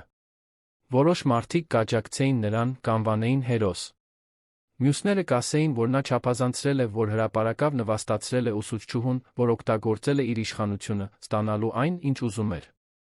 Բայց Էդուարդը չէր զղջում։ Անհրաժեշտության դեպքում ամեն ինչ նորից կաներ։ Մինույն ժամանակ, քաղաքի մյուս կողմում, Հեղինեն հասնում էր իր փոքրիկ լուռ բնակարան։ Նա տարիներ շարունակ միայնակ էր ապրում, այն բանից հետո, երբ կարճ անհաջող ամուսնությունն ավարտվել էր։ Երեխաներ չուներ, ընտանի կենդանիներ չուներ։ Մենությունը նրա մշտական ուղեկիցն էր, մի բան, որին նա սովորել էր դիմանալ, կառուցելով ավելի ու ավելի բարձր հուզական պատեր։ Բայց այդ գիշեր պատերը փլուզվում էին։ Հեղինեն նստեց հյուրասենյակի բազմոցին, վերջապես թույլ տվեց, որ արցունքները գան։ Ժամերով լաց եղավ, մի խորը լաց, որը գալիս էր մի տեղից, որը նա երկար ժամանակ փակ էր պահել։ Լաց եղավ իր կրած հրապարակային նվաստացման համար, այո, բայց նա ավելի խորը բանի համար։ Լաց եղավ այն մարդու համար, որին վերածվել էր։ Այն կոշտ անզգա ուսուցչուհու, որը մի օր իդեալիստ երիտասարդ էր, երազելով կրթության միջոցով կյանքեր փոխելու մասին։ Երբ էր նա ճանապարհահից շեղվել։ Երբ էր դառնությունը փոխարինել կարեկցանքին։ Հեղինեն փորձում էր հիշել։ Գուցե դա աստիճանաբար էր եղել, մի շարք փոքր հիասթափություններ, որոնք աստիճանաբար կարծրացրել էին նրա սիրտը։ Կրթական համակարգը, որը նրան հիասթափեցնում էր, աշակերտները, որոնք չէին համապատասխանում նրա սպասումներին, գործընկերները, որոնց նա միջակ էր համարում, ծնողները, որոնք կասկածի տակ էին դնում նրա մեթոդները։ Նա կառուցել էր խստության վերահսկողության զրահ, որպես պաշտպանություն մի աշխարհի դեմ, որը թշնամական էր զգում։ Եվ այդ գործընթացում կորցրել էր տեսադաշտից այն, ինչն իրականում կարևոր էր երեխաներին։ Ալիս։ Մեծաչյա, պարզ զգեստով փոքրիկ աղջիկը։ Հեղինեն փորձում էր հիշել, թե արդյոք երբեք իսկապես նայել է այդ երեխային, տեսել է հագուստից, արտաքին տեսքից այն կողմ։ Եվ ստիպված էր խոստովանել, կրծքում սուր ցավով, որ ոչ։ Նա նայել էր Ալիսին տեսել միայն լուծվելիք գեղագիտական խնդիր։ Չէր տեսել երազանքներով, զգացմունքներով, ներքին արժեքով երեխայի։ Ալիսին վերաբերվել էր որպես առարկայի, ոչ թե մարդու։ Եվ ամենավատն այն էր, որ Ալիսն առաջինը չէր։ Հեղինեն սկսեց հիշել տարիների ընթացքում տեղի ունեցած այլ դեպքեր։ Այլ երեխաներ, որոնց հետ նա չափազանց կոշտ էր եղել, որոնց նուրբ կամ բացահայտ ձերով մերժել էր։ Քանի այլ Ալիսներ էր նա ստեղծել։ Քանի այլ երեխաներ էին դուրս եկել նրա դասերից, զգալով իրենց անհամապատասխան, չտեսնված, արժեզրկված։ Հաշվարկն անհնար էր, բայց բեռը ճնշող էր։ Այդ գիշեր Հեղինեն որոշում կայացրեց։ Չէր վերադառնա դպրոց։ Կխնդրեր տեղափոխություն, վաղաժամ թոշակի կանցներ, ցանկացած բան։ Այլս չէր կարող նայել այդ երեխաների, այդ ծնողների, այդ գործընկերների դեմքին։ Ամոթը չափազանց մեծ էր։ Բայց դրանից ավելին, նա հասկացավ, որ այլս իրավունք չունի դասարանում լինելու։ Կորցրել էր մանկավարժ լինելու էությունը։ Եվ դա վերականգնելը, եթե ընդհանրապես հնարավոր էր, կպահանջեր խորը ներքին աշխատանք, որը նա չգիտեր արդյոք քաջություն ունի անելու։ Հաջորդ օրերը բուռն էին։ Պատմությունը քաղաքով տարածվեց անտառային հրդեհի պես։ Այն պահի տեսանյութը, երբ Էդուարդն ընդհատեց հանդեսը, տեղական մակարդակով վիրուսային դարձավ, հազարավոր անգամներ կիսվելով։ Թերթերը հոդվածներ հրապարակեցին, ոմանք հավասարակշռված, մյուսները սենսացիոն։ Էդուարդ Մանուկյանը պաշտպանում է դստերը հանրակրթական դպրոցում։ Գործարարը մերկացնում է նախապաշարմունքը դպրոցական հանդեսում։ Ուսուցչուհին երեխային հեռացնում է պարզ հագուստի պատճառով։ Վերնագրերը տարբեր էին, բայց բոլորը պատմում էին նույն կենտրոնական պատմությունը։ Ավետիք Իսահակյանի անվան դպրոցը հայտնվեց մեդիա փոթորկի կենտրոնում։ Մարինեն օրեր շարունակ հարցազրույցներ էր տալիս, բացատրելով, որ Հեղինեի որոշումն անհատական էր, որ դպրոցը չի կիսում այդ տեսակի վարքագիծը, որ միջոցներ են ձեռնարկվում։ Կրթության նախարարությունը հետաքննություն սկսեց։ Ուսուցիչների արմիությունը հայտարարություն արեց, բաժանված գործընկերոջը պաշտպանելու ընդունելու միջ, որ նրա արածն անպաշտպանելի էր։ Ծնողների շրջանում արձագանքները խառն էին։ Շատերը աջակցում էին Էդուարդին, ոմանք նույնիսկ անձամբ մոտենում էին նրան, շնորհակալություն հայտնելու այն խնդիրը բարձրաձայնելու քաջություն ունենալու համար, որի մասին շատերը գիտեին, բայց ոչ ոք չէր բողոքում։ Մյուսները, սակայն, քննադատում էին նրա մեթոդները։ Մեղադրում էին նրան հարուստ գործարարի իր դիրքն օգտագործելու մեջ, ուսուցչուհուն հրապարակավ նվաստացնելու, դպրոցական կանոնակարգը խախտելու, մի իրավիճակ, որը կարող էր լուծվել գաղտնի շոուի վերածելու համար։ Էդուարդը կարդում էր մեկնաբանությունները սոցիալական ցանցերում, լսում կարծիքները, բայց ամուր էր մնում։ Նա մի քանի հարցազրույց էր տվել, բացատրելով իր տեսակետը։ Ես դա չեմ արել, որովհետև հարուստ եմ, ասում էր նա։ Արել եմ, որովհետև դա ճիշտ էր։ Ցանկացած հայր, հարուստ թե աղքատ, իրավունք պարտականություն կունենար պաշտպանելու իր երեխային նման իրավիճակում։ Խնդիրն այն է, որ շատ աղքատ ծնողներ ձայն չունեն։ Նրանց վախեցնում է համակարգը, վրեժխնդրության վախը, անզորության զգացումը։ Ես հարթակ ունեմ, ռեսուրսներ ունեմ, ուստի օգտագործեցի դա ոչ միայն իմ դստեր, այլ բոլոր այն երեխաների օգտին, որոնք նման իրավիճակների միջով են անցնում, չունեն մեկին, ով կխոսի իրենց փոխարեն։ Էդուարդի խոսքերը շատ մարդկանց մոտ արձագանք գտան։ Հաջորդ օրերին Մարինեն սկսեց ստանալ այլ ծնողների պատմություններ նմանատիպ իրավիճակների մասին, որոնք տեղի էին ունեցել տարիների ընթացքում։ Ոչինչ այնքան լուրջ, որքան Ալիսի դեպքը, բայց փոքր խտրականություններ, նուրբ մեկնաբանություններ, տարբեր վերաբերմունք, հիմնված արտաքին տեսքի կամ սոցիալական ծագման վրա։ Մի հայր պատմեց, որ իր որդուն թույլ չեն տվել մասնակցել էքսկուրսիայի, քանի որ կամավոր նվիրատվության համար գումար չի ունեցել։ Մի մայր պատմեց, որ իր դստերը միշտ դասարանի հետում են նստեցրել, քանի որ հին կարկատած ակնոցներ է կրել։ Մեկ այլ հայր նշեց, որ ֆիզկուլտուրայի ուսուցիչը թիմերում ընդգրկում էր միայն այն երեխաներին, որոնք թանկարժեք մարզահագուստ ունեին։ Յուրաքանչյուր պատմություն դաշույնի հարված էր Մարինեի սրտին։ Նա միշտ հավատացել էր, որ իր դպրոցը տարբեր է, որ չնայած կառուցվածքային դժվարություններին, այնտեղ կա անկեղծ նվիրում բոլոր երեխաներին։ Բայց սկսում էր հասկանալ, որ կային համակարգային խնդիրներ, որոնք նա երկար ժամանակ անտեսել էր։ Խնդիրներ, որոնք ջրի երես էին դուրս գալիս միայն այն ժամանակ, երբ ինչ-որ մեկը քաջություն էր ունենում բավականաչափ բարձր խոսելու, որպեսզի լսելի լինի։ Էդուարդն իր հերթին նույնպես փոխվում էր։ Հանդեսից հետո օրերին նա ավելի շատ ժամանակ էր անցկացնում Ալիսի հետ, քան ամիսների ընթացքում։ Չեղարկեց հանդիպումները, պատվիրակեց առաջադրանքները, առաջնահերթություն տվեց ներկա լինելուն։ Երկար խոսում էր դստեր հետ, պարզ լեզվով բացատրելով, թե ինչու է արել այն, ինչ արել է, համոզվելով, որ նա հասկանում է, որ ոչ մի սխալ բան չի արել, որ իր հագուստը գեղեցիկ էր, որ նա արժեք ունի, անկախ նրանից, թե ինչ կասի որևէ մեկը։ Ալիսն աստիճանաբար մարսում էր տեղի ունեցածը։ Հարցեր էր տալիս ուսուցչուհի Հեղինեի մասին, թե ինչու էր նա այդքան չար։ Էդուարդը փորձում էր բացատրել, առանց ուսուցչուհուն դիվայնացնելու, առանց դստեր սրտում ատելության սերմեր ցանելու։ Երբեմն իմ արքայադուստր, մարդիկ վատ բաներ են անում ոչ թե որովհետ չար են, այլ որովհետ ներսում վիրավորված են։ Ընկեր Հեղինեն սխալ թույլ տվեց։ Լուրջ սխալ։ Բայց նա մի մարդ է, որը օգնության կարիք ունի, բուժվելու համար։ Հանդեսից մեկ շաբաթ անց, հինգշաբթի օրը, Էդուարդը զանգ ստացավ Մարինեից։ Պարոն Էդուարդ, պետք է ձեզ հետ խոսեմ։ Կարող եք դպրոց գալ։ Մի բան կա, որ պետք է տեսնեք։ Նրա ձայնը տարբեր տոն ուներ, ավելի թեթ, գրեթե հուսադրող։ Էդուարդը համաձայնեց երեկոյան գնաց այնտեղ։ Երբ հասավ, Մարինեն նրան տարավ մի ժողովների սենյակ, որտեղ շուրջ 20 ծնող էր հավաքված։ Էդուարդը ճանաչեց որոշ դեմքեր, ծնողներ, որոնք եղել էին հանդեսին։ Մարինեն խնդրեց, որ բոլորը նստեն։ Պարոն Էդուարդ, ասաց նա, տեղի ունեցածից հետո շատ ծնողներ եկան ինձ մոտ, ցանկանալով ինչ-որ բան անել։ Ցանկանալով օգնել փոխել դպրոցը։ Եվ ես հասկացա, որ գուցե սա է պահը։ Գուցե այն, ինչ տեղի ունեցավ Ալիսի հետ, որքան էլ ցավոտ լիներ, կարող է վերածվել ինչ-որ դրական բանի։ Նա բացատրեց, որ ծնողները որոշել են ասոցիացիա ստեղծել, մի բան, որը դպրոցը երբեք չէր ունեցել։ Մի կազմակերպված խումբ, որը կարող է աշխատել տնօրինության հետ, բարելավելու դպրոցը ոչ միայն կառուցվածքային առումով, այլ ստեղծելով հստակ վարքականոններ, ուսուցիչների համար կանոնավոր դասընթացներ, ընտանիքի դպրոցի միջ արդյունավետ հաղորդակցության ուղիներ։ Մենք ուզում ենք երաշխավորել, որ ոչ մի երեխա չանցնի այն ամենի միջով, ինչի միջով անցավ Ալիսը։ Եվ մենք ուզում ենք, որ այս դպրոցը օրինակ լինի, ոչ թե բացառություն։ Էդուարդը լսեց, հուզված։ Դա ավելին էր, քան նա սպասում էր։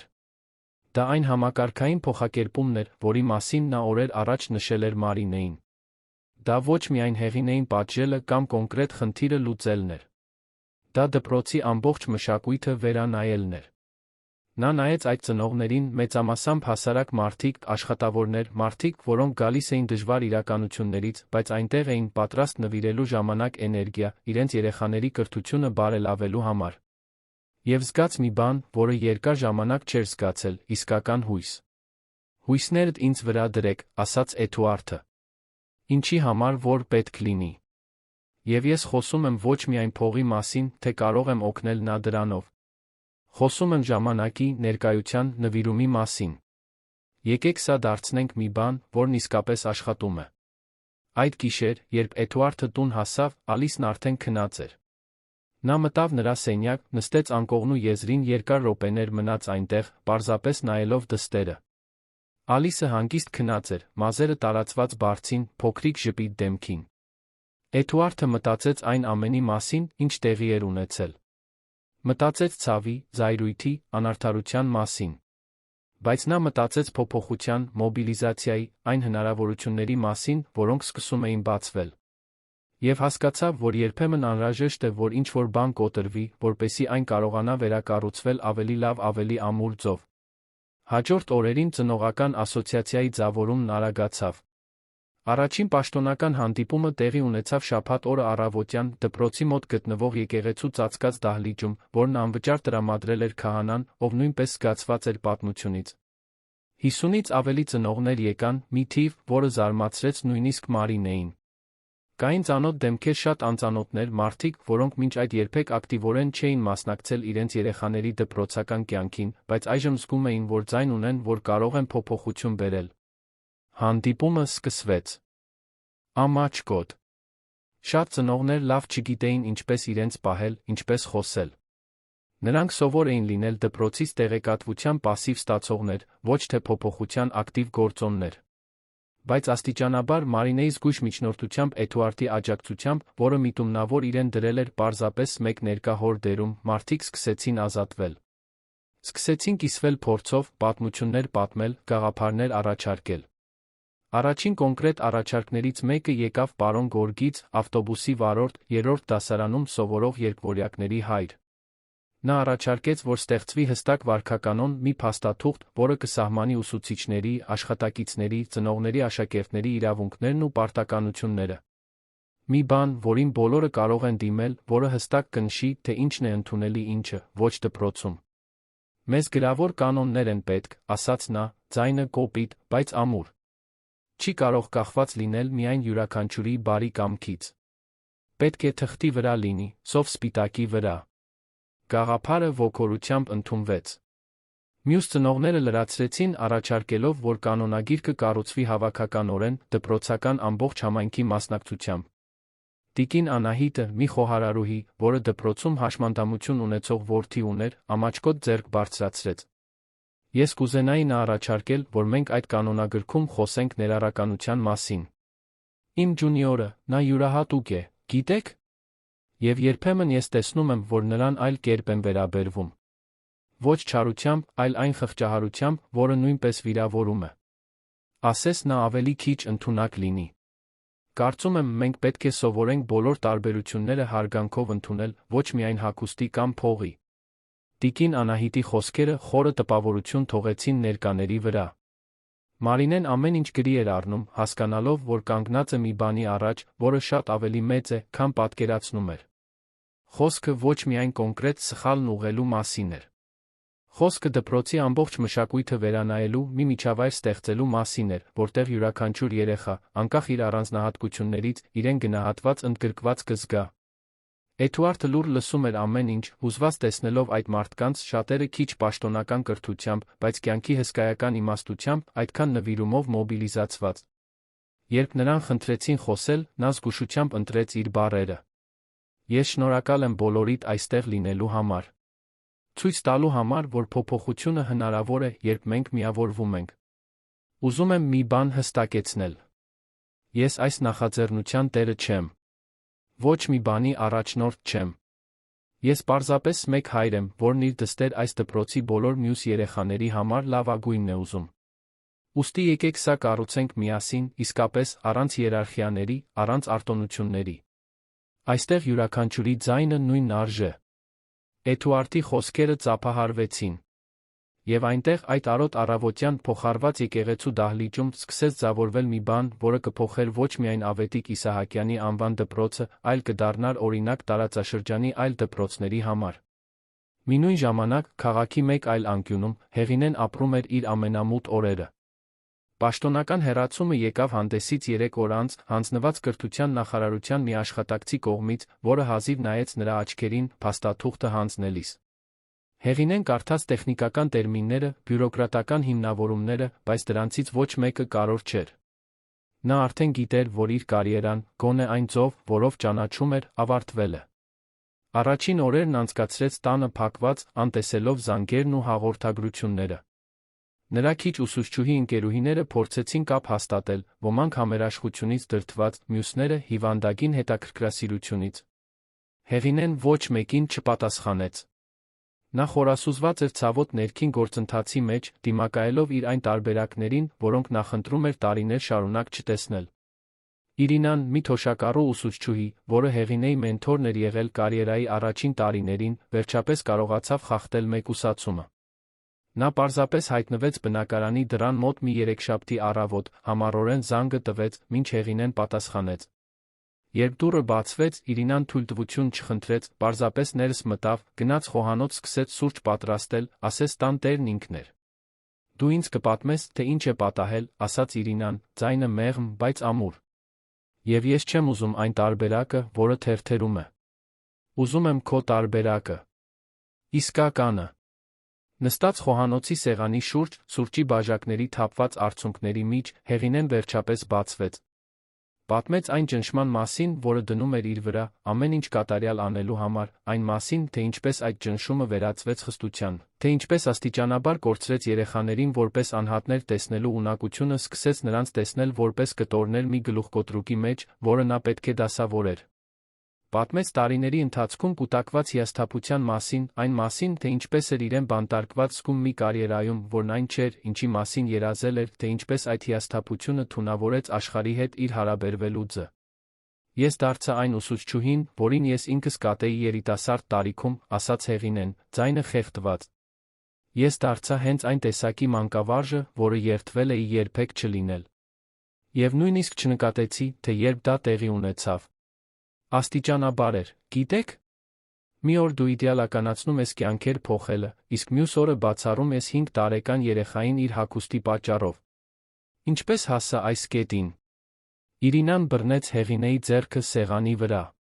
Դու հասար, որովհետև մարդ ես։ Որովհետև կյանքը քեզ վիրավորել է, դու չես իմացել, թե ինչպես առողջ կերպով մարսել այդ ցավը։ Բայց գիտես ինչն է քեզ տարբերում շատ մարդկանցից։ Դու դրան դիմակայում ես։ Նայում ես հայելու մեջ, նույնիսկ եթե դա ցավոտ է։ Եվ դա արդեն առաջին քայլն է։ Նրանք երկուսով ժամերով խոսեցին։ Իրինան իր իմաստությամբ, որը 40 տարի նվիրել էր կրթությանը ամեն ինչ տեսել, չդատեց։ Բայց նա չմեղմացրեց։ Դու վիրավորել ես երեխայի, Հեղինե։ Եվ նա առաջինը չէր։ Դու պետք է դրա հետ գործ ունենաս, հաշտվես դրա հետ։ Գուցե երբեք չկարողանաս քեզ լիովին ներել, բայց պետք է փորձես։ Եվ պետք է որոշես։ Թույլ կտաս, որ այս սխալը քեզ ընդմիշտ սահմանի, թե կօգտագործես սա որպես շրջադարձային կետ, ավելի լավ մարդ դառնալու համար։ Հեղինեն այդ պահին պատասխաններ չուներ։ Բայց Իրինայի խոսքերը սերմցանեցին։ Հաջորդ օրերին սկսեց անել մի բան, որից երկար ժամանակ խուսափել էր, մասնագիտական օգնություն փնտրել։ Հանդիպում նշանակեց հոգեբանի հետ, սկսեց հաճախել մասնագիտական այրման հետ գործ ունեցող մարդկանց աջակցության խումբ։ Դա ցավոտ էր, դիմակայող, բայց նա անհրաժեշտ։ Վերադառնալով դպրոց, փոփոխությունները արագ էին տեղի ունենում։ Վարքականոնը սկսեց մշակվել շաբաթական հանդիպումներում, որոնք ներառում էին ոչ միայն ծնողներին, այլ ուսուցիչներին, աշխատակիցներին, նույնիսկ ավելի բարձր դասարանների աշակերտների, ներկայացուցիչներին։ Յուրաքանչյուր կետ քննարկվում էր մանրամասնորեն, բոլոր կողմերի ներդրումներով։ Փաստաթուղթն աճում էր, կատարելագործվում, դառնում ամուր նշանակալի մի բան։ Զուգահեռաբար, Էդուարդը իր ընկերության միջոցով գաղտնի ֆինանսավորեց մի շարք սեմինարներ ներառական կրթության, ոչ բռնի հաղորդակցության մարդասիրական դասարանի կառավարման վերաբերյալ։ Մասնագետներ բերեց Մոսկվայից, դասընթացներն անվճար առաջարկեց ոչ միայն Իսահակյանի անվան դպրոցին, այլ տարածաշրջանի բոլոր հանրակրթական դպրոցներին։ Արձագանքը զարմանալի էր։ Ուսուցիչները, որոնք սկզբում թերահավատ էին, սկսեցին ներգրավվել, հասկանալ, որ խոսքը ոչ թե հերթական բյուրոկրատական պարտադրանքի մասին է, այլ դասարանի առօրյա մարտահրավերների հետ գործ ունենալու իրական գործիքների։ Ամենաշատ ներգրավված ուսուցիչներից մեկը Կարինեն էր, Հեղինեի գործընկերը։ Կարինեն միշտ ունեցել էր իր սեփական անվստահությունները, աշակերտների հետ չափազանց կոշտ լինելու իր պահերը, բայց այն, ինչ տեղի ունեցավ Հեղինեի հետ, նրան խորապես ցնցեց։ Նա հասկացավ, որ ավելի մոտ է այդ անդունդին, քան կցանկանար խոստովանել։ Մասնակցեց բոլոր սեմինարներին, սկսեց վերանայել իր գործելակերպը, ավելի բաց խոսել իր աշակերտների հետ, փորձել հասկանալ յուրաքանչյուրի համատեքստը, նախքան վարքագիծը դատելը։ Եվ արդյունքները սկսեցին եռալ։ Երեխաները, որոնք առաջ պիտակավորվում էին որպես խնդրահարույց, սկսեցին ծաղկել, երբ նրանց հետ ավելի շատ կարեկցանքով էին վարվում։ Ծնողները, որոնք առաջ իրենց վախեցած էին զգում դպրոցից, սկսեցին մոտենալ, մասնակցել, համագործակցել։ Իսահակյանի անվան դպրոցի մթնոլորտն ինքնին փոխվեց։ Օդում ինչ-որ տարբեր բան կար, ավելի թեթ, ավելի ընդունող էներգիա։ Ալիսը, որը հանդեսից հետո առաջին օրերին դեռ մարսում էր տրավման, աստիճանաբար սկսեց վերականգնել իր բնական ուրախությունը։ Էդուարդը նկատեց, երբ նա սկսեց ավելի շատ խաղալ բակում դասամիջոցին, երբ նրա ծիծաղը նորից սկսեց արձագանքել տանը։ Աղջիկը չէր մոռացել տեղի ունեցածը, բայց սովորում էր հոր տիկին Լուսինեի օգնությամբ, որ մի վատ փորձառությունը չի սահմանում, թե ով ես դու, որ հնարավոր է բուժվել, առաջ շարժվել, նույնիսկ ցավը ուժի վերածել։ Հանդեսից մեկ ամիս անց, հինգշաբթի օրը, Էդուարդն անսպասելի նամակ ստացավ։ Հեղինեից էր։ Նա վարանեց բացելուց առաջ, չիմանալով ինչ սպասել։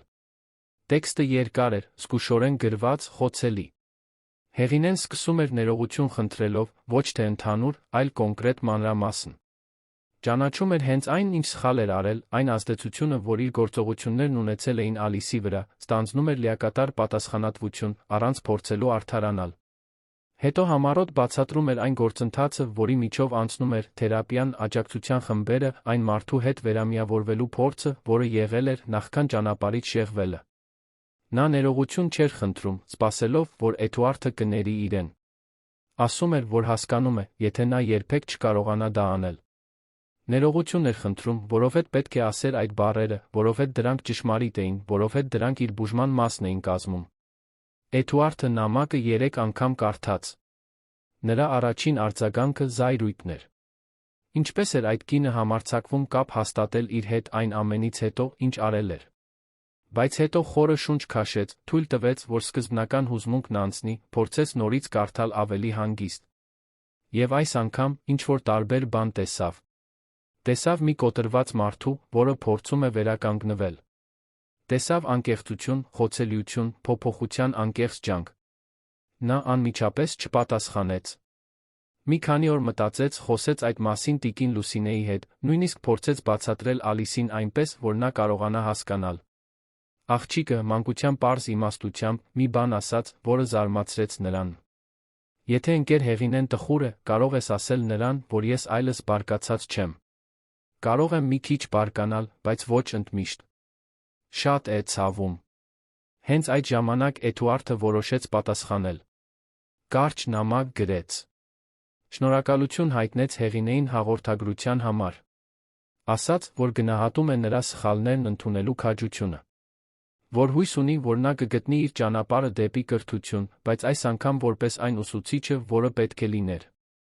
Եվ ավարտեց մի նախադասությամբ, որը զարմացրեց նույնիսկ իրեն։ Բոլորս արժանի ենք երկրորդ հնարավորության։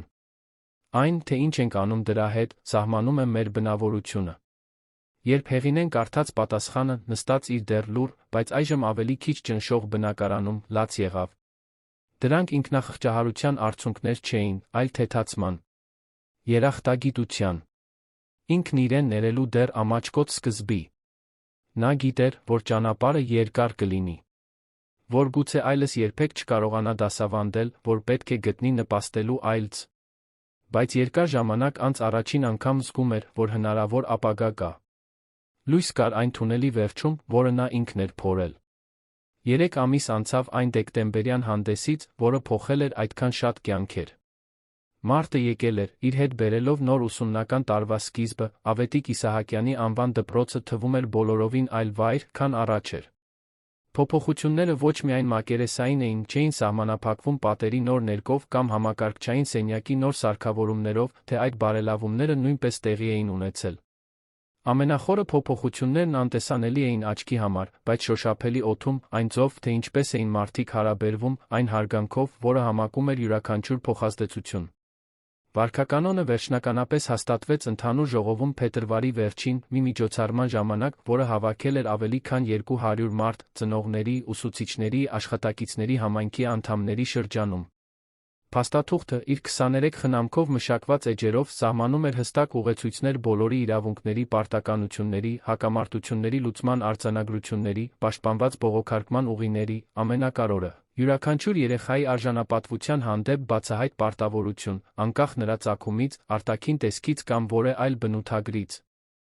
Մարինեն, որը ղեկավարել էր գործընթացը ծնողական ասոցիացիայի հետ միասին, լաց եղավ հաստատման օրը։ Այդ փաստաթղթում նա տեսնում էր շատ ավելին, քան թղթի վրա գրված բառեր։ Տեսնում էր ամիսների հավաքական աշխատանքի, բուռն, բայց հարգալից քննարկումների, իսկապես ժողովրդավարական կառուցման արդյունքը։ Եվ ամենակարևորը տեսնում էր ապացույցը, որ տրավման կարող է վերածվել փոխակերպման, երբ ճիշտ մարդիկ միավորվում են ճիշտ նպատակի համար։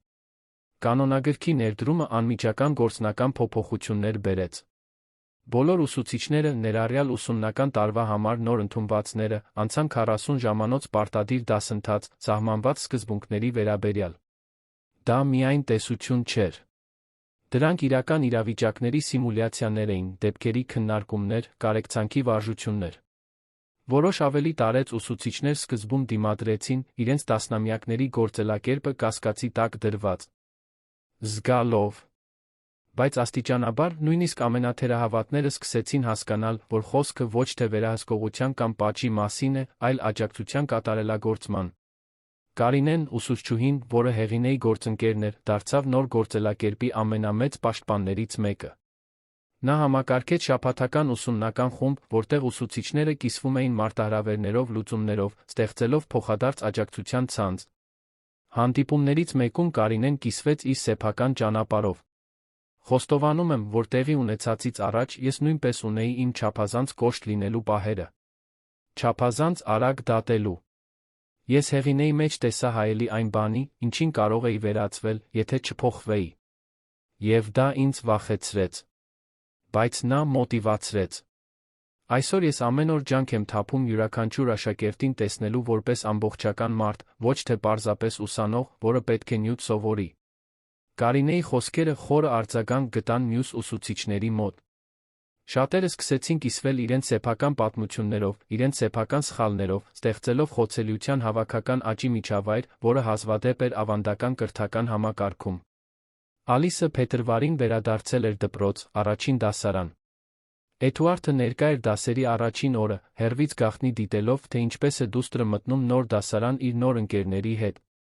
Նա ինչ-որ տարբեր բան նկատեց նրա մեջ։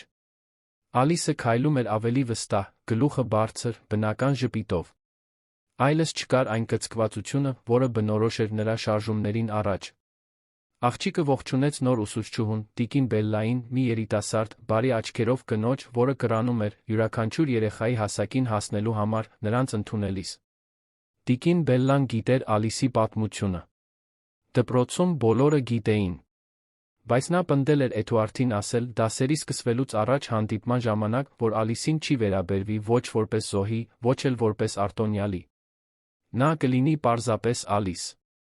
Մի հրաշալի երեխա, որն արժանի է տեսնված, լսված, հարգված լինելու, ինչպես բոլոր մյուսները։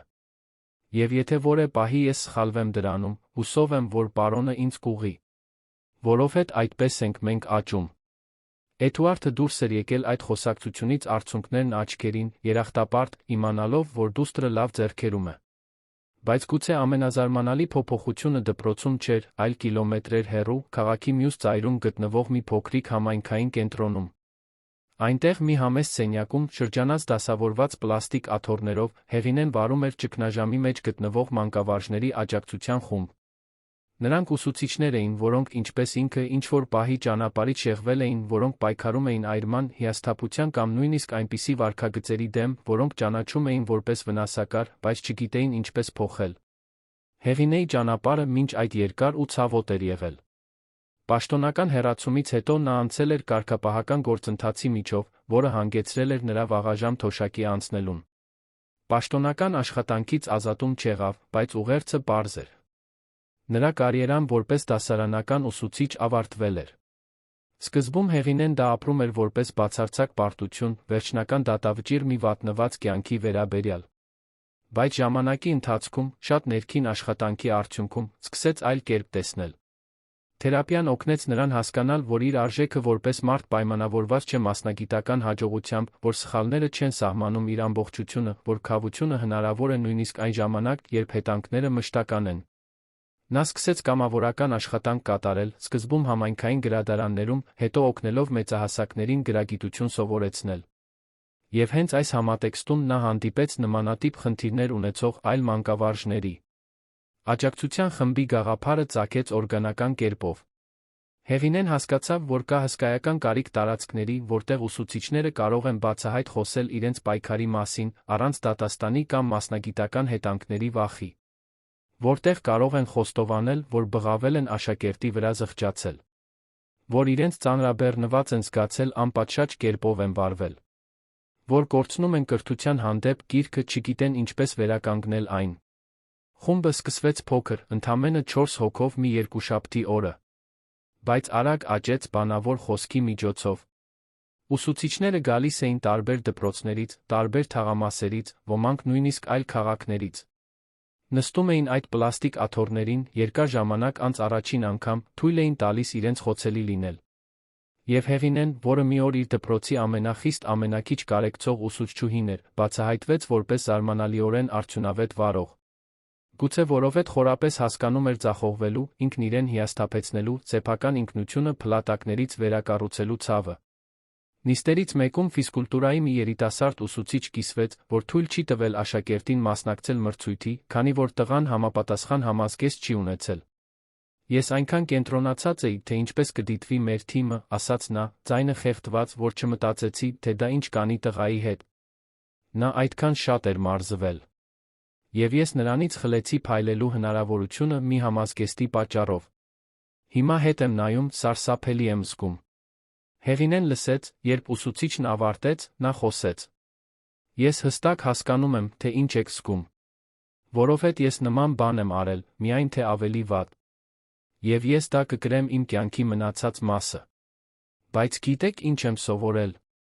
Որ կրելը չի նշանակում լճանալ։ Դուք կարող եք կրել այդ հիշողությունը, այդ զղջումը, մինույն է, առաջ շարժվել։ Կարող եք դա օգտագործել որպես վառելիք, այսուհետ այլ կերպ վարվելու համար։ Մենք չենք կարող փոխել այն, ինչ արդեն արել ենք։ Բայց կարող ենք փոխել այն, ինչ կանենք։ Հեղինեի խոսքերը, որոնք գալիս էին մեկից, ով սեփական մաշկի վրա ապրել էր իր արարքների հետանքները, ունեին մի կշիռ, որը ակադեմիական տեսությունը երբեք չէր ունենա։ Խումբը դարձավ անկեղծ բուժման տարածք ոչ միայն մասնակիցների, այլ հենց Հեղինեի համար։ Վերադառնալով Իսահակյանի անվան դպրոց, փոխակերպման հետանքները շարունակում էին տարածվել անսպասելի ձևով։ Ալիսի պատմությունը հասել էր տարածաշրջանի այլ դպրոցներ, ոգեշնչելով խոսակցություններ խտրական գործելակերպի մասին, որոնք առաջ նորմալացված էին։ Մի քանի հաստատություններ սկսեցին վերանայել իրենց սեփական կանոնագրքերը, դասընթացներ կազմակերպել, աշակերտների համար լսելու ուղիներ ստեղծել։ Էդուարդը, որը սկզբում միայն ուզում էր պաշտպանել իր դստերը, իրեն անսպասելիորեն գտավ ավելի մեծ շարժման կենտրոնում։ Սկսեց հրավերներ ստանալ կրթական միջոցառումներում խոսելու, խորհրդատվական խորհուրդներին մասնակցելու, նմանատիպ նախաձեռնություններին այլ դպրոցներում աջակցելու համար։ Նա ընդունեց որոշները, մերժեց մյուսները, միշտ փորձելով պահպանել հավասարակշռությունը փոփոխությանը նպաստելու կենտրոնացնող կերպար չդառնալու միջ, որը կստվերեր իրական հավաքական աշխատանքը։ Այդ դասախոսություններից մեկում, քաղաքի մյուս կողմում գտնվող պետական դպրոցում, Էդուարդը կիսվեց մի բանով, որի մասին մտածում էր հանդեսից ի վեր։ Շատ մարդիկ ինձ հարցնում են, թե արդյոք զղջում եմ այն ձի համար, որով հրապարակավ բարձրաձայնեցի իրավիճակը, ասաց նա, նայելով ուսուցիչների կառավարիչների լսարանին։ Արդյոք չպետք է լուծեի գաղտնի, կուլիսներում։ Եվ իմ պատասխանը միշտ նույնն է, մասնավոր անարդարությունը պահանջում է հանրային մերկացում։ Ոչ թե որովհետև ուզում եմ որևէ մեկին ամաչեցնել, այլ որովհետև միայն այն ժամանակ, երբ բաները լույս են տեսնում, մենք իսկապես փոխվում ենք։ Քանի դեռ մենք այդ իրավիճակները պահում ենք ստվերում, պաշտպանելով հեղինակությունները երեխաների հաշվին, մենք կշարունակենք կրկնել նույն սխալները։ Խոսքերը բանավեճ առաջացրին, ինչպես միշտ։ Ոմանք լիովին համաձայնեցին։ Մյուսները պնդեցին, որ կան հակամարտությունները լուծելու ավելի դիվանագիտական ձեր։ Բայց բոլորը դուրս եկան մտածելով, հարցականի տակ դնելով իրենց սեփական գործելակերպը, դա, Էդուարդի համար, արդեն բավարար էր։ Ապրիլին դպրոցը տոնակատարություն կազմակերպեց, նշելու նոր սկիզբը։ Դա չափազանցված խնջույք չէր, այլ պարզ միջոցառում բակում, երեխաների ներկայացումներով, ծնողների կողմից բերված ուտեստներով, ամենակարևորը՝ ծառատունկի խորհրդանշական արարողությամբ։ Մարինեն հուզված բացատրեց, որ այդ ծառը ներկայացնում է այն աճը, որը բոլորը միասին ապրում էին։ Մենք սկսեցինք փոքր, ասաց նա, խոցելի, խնամքի կարիք ունեցող։ Բայց ամուր արմատներով պատշաճ սնուցմամբ մենք աճեցինք։ Դարձանք ապաստան, ստվեր, կյանք։ Ալիսն ընտրվեց երկու այլ երեխաների հետ միասին օգնելու տնկել տնկին։ Էդուարդը հեռվից դիտում էր տիկին Լուսինեի կողքին, որը նույնպես գաղտնի լացում էր։ Տեսնել դստերը այնտեղ ակտիվորեն մասնակցելիս, ժպտալիս, առանց վախի ընկերների հետ շփվելիս, ամենամեծ ապացույցն էր, որ այն հեռավոր դեկտեմբերի ցավը վերածվում էր ինչ-որ գեղեցիկ բանի։ Արարողությունից հետո, երբ մեծամասնությունն արդեն գնացել էր, Էդուարդը մի որոշ ժամանակ մենակ մնաց բակում, նայելով այդ նոր տնկված տնկիին։ Մտածեց այն ամենի մասին, ինչ տեղի էր ունեցել։ Մտածեց Հեղինեի մասին, որին այլս անձամբ չէր տեսել, բայց որի մասին երբեմն լուրեր էր լսում Մարինեի միջոցով։ Մտածեց մոբիլիզացված ծնողների, փոխված ուսուցիչների, այն երեխաների մասին, որոնք աճում էին ավելի լավ միջավայրում։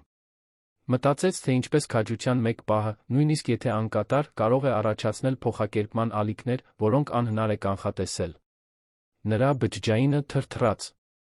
Ալիսից էր հաղորդագրություն, որն արդեն գիտեր օգտագործել դայակի հեռախոսը, հորը ձայնային հաղորդագրություններ ուղարկելու համար։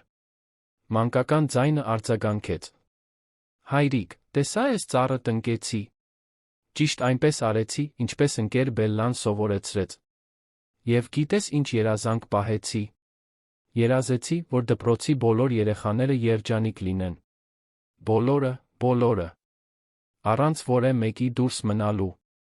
Էդուարդը ստիպված եղավ նստել այնտեղի նստարանին, արցունքները վերջապես ազատ հոսում էին։ Այդ աղջիկը, իր Ալիսը, որն այդքան վիրավորվել էր, երջանկություն էր մաղթում բոլորին։ Չէր կրում վրդովմունք, չէր սնուցում վիրավորանք։ Միայն սեր։ Եվ այդ պահին Էդուարդը հասկացավ, որ ամեն ինչ, բացարձակապես ամեն ինչ, արժեր։ Ամիսները շարունակում էին անցնել։ Ուսումնական տարին առաջ էր շարժվում իր բնական վերելքներով ու վայրեջքներով, բայց միշտ ավելի շատ հարգանքի, ավելի շատ լսելու, ավելի շատ մարդասիրության համատեքստում։ Ոչ ամեն ինչ էր կատարյալ։ Դեռ կային մարտահրավերներ, դեռ կային շփման պահեր, դեռ շատ բան կար բարելավելու։ Բայց ուղղությունը ճիշտ էր։ Եվ բոլորը դա գիտեին։ Տարեվերջին, մի պարզ փակման արարողության ժամանակ, Մարինեն հայտարարեց իր թոշակի անցնելու մասին։ Նա 35 տարի նվիրել էր հանրակրթությանը, զգում էր, որ ժամանակն է փոխանցելու էստաֆետը նոր սերնդին։ Բայց ուզում էր հեռանալ այն վստահությամբ, որ իր հետից ամուր բան է թողնում։ Եվ նայելով այդ դպրոցին, այդ մոբիլիզացված համայնքին, այն երեխաներին, որոնք այժմ ձայն տեղ ունեին, նա գիտեր, որ այո, ժառանգություն է թողնում։ Էդուարդը, որը հրավիրվել էր խոսելու արարողությանը, զգուշորեն ընտրեց իր բառերը։ Երբ ամեն ինչ սկսվեց, ասաց նա, ես միայն ուզում էի պաշտպանել իմ դստերը։ Դա եսասիրական ցանկություն էր, բառի լավագույն իմաստով։ Բայց այն, ինչ սովորեցի այս ճանապարհին, այն է, որ չկա իսկական անհատական պաշտպանություն առանց հավաքական պաշտպանության։ Իմ դուստրն իսկապես ապահով է միայն այն ժամանակ, երբ բոլոր երեխաներն են ապահով։ Երբ կան համակարգեր, որոնք պաշտպանում են բոլորի արժանապատվությունը, ոչ միայն նրանց, ովքեր ձայն կամ ռեսուրսներ ունեցող ծնողներ ունեն։ Ուստի շնորհակալություն։ Շնորհակալություն մի երեխայի ցավը հարյուրավոր մյուսների համար փոփոխության շարժիչ դարձնելու համար։ Ալիսը, այժմ 6 տարեկան, նստած էր առաջին շարքում, տիկին Լուսինեի կողքին։ Երբ հայրն ավարտեց խոսքը, նա ոտքի կանգնեց, սկսեց ծափահարել, նրա փոքրիկ ձեռքերը չափից դուրս մեծ աղմուկ էին հանում։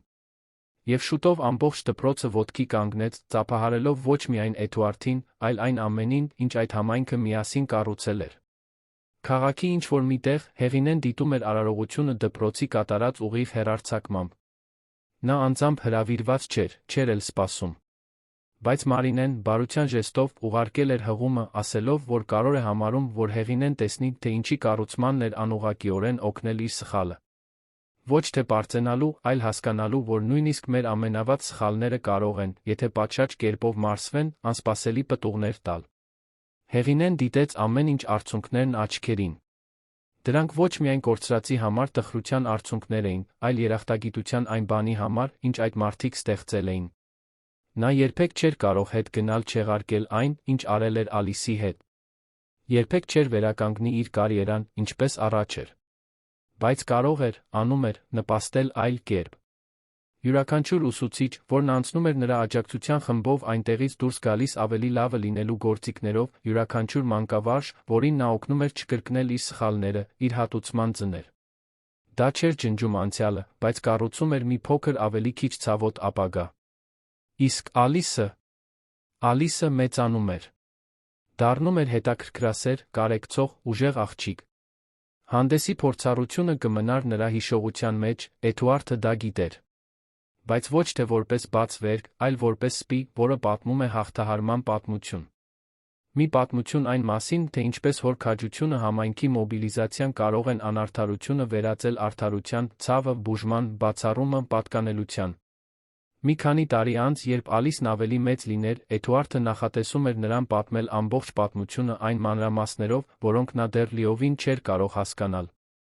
Կպատմեր այն դժվար ընտրությունների մասին, որոնք կատարել էր այդ օրը, ներքին բանավեճերի, հետանքների մասին, որոնք միշտ չէ որ դրական էին։ Կպատմեր նա Հեղինեի քավության այն մասին, թե ինչպես բարդ մարդիկ սխալներ են գործում, երբեմն գտնում են բուժվելու ուղիներ։ Ուզում էր, որ Ալիսը մեծանա, հասկանալով նրբությունները, հասկանալով, որ հերոսությունը կատարելություն չէ, որ փոխակերպումը գործընթաց է, որ բոլորս արժանի ենք կարեկցանքի նույնիսկ այն ժամանակ, երբ ձախողվում ենք։ Բայց առայժմ Ալիսը պարզապես երեխա էր։ Մի երեխա, որը ծառ էր տնկել, որը երջանկություն էր մաղթել բոլորին, որն ամեն օր առանց վախի դպրոց էր գնում, տուն վերադառնում պատմություններով ու ժպիտներով։ Եվ դա, Էդուարդի համար, ամեն ինչ էր։ Դա կենդանի ապացույցն էր, որ չնայած ողջ ցավին, ողջ պայքարին, ողջ ծուռումուռ ճանապարհին, սերը միշտ հաղթելու միջոց է գտնում։ Դպրոցը կշարունակեր գոյություն ունենալ։ Կշարունակեր դիմակայել մարտահրավերներին։ Կշարունակեր լինել ուսուցման, հակամարտության, աճի վայր։ Բայց այժմ, ավելի ամուր հիմքերով։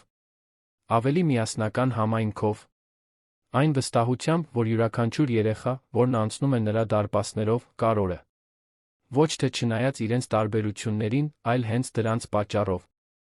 Եվ այս ամենը սկսվեց մի ամանորյա հանդեսից։ Անարդարության մի պահից, որը կարող էր լինել պարզապես մեկ մոռացված վիճակագրություն, բայց որը դարձավ շրջադարձային կետ, որովհետև ինչ-որ մեկը քաջություն ունեցավ ասելու. ոչ, սա ճիշտ չէ։ Եվ մենք կփոխենք։ Այդ գիշեր դպրոցի լույսերը մարեցին։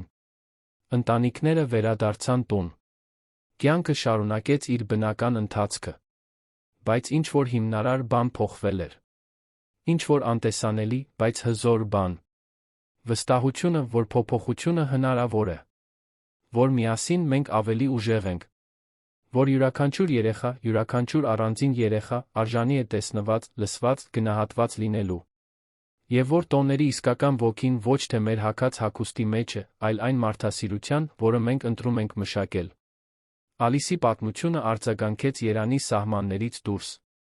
Հաջորդ ամիսներին Մոսկվայի թերթերի նույնիսկ ազգային հեռուստաալիքների ռեպորտաժները լուսաբանեցին դեպքը, այն վերածելով օրինակի, թե ինչպես համայնքային մոբիլիզացիան կարող է իրական փոփոխություն առաջացնել կրթական համակարգում։ Բայց Էդուարդը միշտ պնդում էր, յուրաքանչյուր հարցազրույցում, որ վաստակը իրենը չէ։ Դա բոլոր այն ծնողներինն էր, որոնք մոբիլիզացվեցին, այն ուսուցիչներինը, որոնք համաձայնեցին փոխվել, տնօրեն Մարինեինը, որը քաջություն ունեցավ դիմակայելու խնդիրներին։ Ամիսներ անց պատրաստված հատուկ ռեպորտաժը ցույց էր տալիս դպրոցի առաջ, հետո ի հակադրությունը։ Հարցազրույցներ էին վերցրել ծնողներից, որոնք պատմում էին իրենց սեփական խտրականության պատմությունները, որոնց իրենց երեխաները բախվել էին նախորդ տարիներին, որոնք այժմ, վերջապես, լսելի լինելու հնարավորություն էին գտել։ Հարցազրույցներ էին վերցրել ուսուցիչներից, որոնք խոստովանում էին հիացմունքի արժանի խոցելիությամբ, որ իրենք նույնպես ստիպված են եղել վերասովորել իրենց կրթության մեջ արմատացած վնասակար գործելակերպերը։ Հարցազրույց էին վերցրել նույնիսկ Կարինեից, Հեղինեի նախկին գործընկերուհուց, որը դարձել էր ուսուցչական կազմի ներսում հնարավոր փոխակերպման խորհրդանիշ։ Ալիսը կարճ հայտնվեց ռեպորտաժում, արդեն 7 տարեկան, մի խոսուն վստահ աղջիկ, որը բացատրում էր մանկության խորը պարզությամբ, թե ինչ է սովորել այս ամենից։ Ես սովորեցի, որ բոլորը կարոր են, ասաց նա, ուղիղ նայելով տեսախցիկին։ Կարոր չէ, հագուստը գեղեցիկ է, թե պարզ։ Կարորը սիրտն է։ Եվ նա սովորեցի, որ երբ ինչ-որ բան անարդար է, մենք կարող ենք փոխել։ Ոչ թե պարզապես ընդունել։ Մենք կարող ենք պայքարել։ Էդուարդը դիտեց ռեպորտաժը դստեր կողքին, սիրտը լցված հպարտությամբ։ Այն աղջիկը, որին նա տեսել էր այդքան փոքր վիրավորված հանդեսին, այժմ խոսում էր մի իմաստությամբ, որը շատ մեծահասակներ տասնամյակներ են պահանջում զարգացնելու համար։ Եվ նա գիտեր, որ այդ իմաստության մի մասը գալիս է հենց այն մարսված ցավից, որը վերածվել է ուսուցման։ Դպրոցի բակում տնկված ծառն ուժեղ աճեց։ Դարձավ փոխակերպման կենդանի խորհրդանիշ, մի վայր, որտեղ երեխաները նստում էին ստվերում կարդալու, որտեղ ուսուցիչները զրույցի շրջանակներ էին կազմակերպում, որտեղ համայնքը հավաքվում էր կարևոր որոշումների համար։ Մարինեն, նույնիսկ թոշակի անցած, պարբերաբար այցելում էր դպրոց, միշտ մի քանի րոպե դիտում էր այդ ծառը, հիշելով այն ամենը, ինչ այն ներկայացնում էր։ Իսահակյանի անվան դպրոցում ներդրված վարքականոնը օրինակ դարձավ։ Քաղաքապետարանի ենթակայության տակ գտնվող այլ դպրոցներ պատճեններ խնդրեցին, հարմարեցրին իրենց իրականություններին, ստեղծեցին իրենց սեփական տարբերակները։ Կրթության նախարարությունը սկզբում դժկամությամբ, վերջապես ընդունեց նախաձեռնությունը, այն վերածեց հանրային քաղաքականության, պահանջելով, որ բոլոր քաղաքային դպրոցները ունենան նմանատիպ փաստաթղթեր։ Դա մեկ գիշերվա փոփոխություն չէր, դիմադրություններ եղան, վատ իրականացումներ եղան, դպրոցներ եղան, որոնք պարզապես բյուրոկրատորեն կատարեցին, առանց հասկանալու դրա ոգին։ Բայց սերմը ցանված էր։ Էդուարդը շարունակեց իր ճանապարհը որպես գործարար, բայց այժմ ընդլայնված նպատակով։ Ստեղծեց բարեգործական հիմնադրամ, կենտրոնացած հանրակրթության վրա, ոչ միայն ֆինանսական ռեսուրսներ նվիրաբերելով, այլ ներդրումներ կատարելով ուսուցիչների վերապատրաստման, մարդասիրական մանկավարժական գործելակերպերի վերաբերյալ հետազոտությունների, դպրոցներում հավասարությունը խթանող նախագծերի մեջ։ Ներգրավեց տարածաշրջանի այլ գործարարների, ցույց տալով, որ սոցիալական պատասխանատվությունը ոչ միայն մարզադահլիճներ կառուցելն է կամ համակարգիչներ նվիրաբերելը, այլ հաստատությունների մշակութային փոխակերպման մեջ ներդրում կատարելը։ Ալիսը, մեծանալուն զուգընթաց, անկեղծ հետաքրքրություն էր ցուցաբերում կրթության նկատմամբ։ Հորն ասում էր, որ երբ մեծանա, ուզում է ուսուցչուհի դառնալ։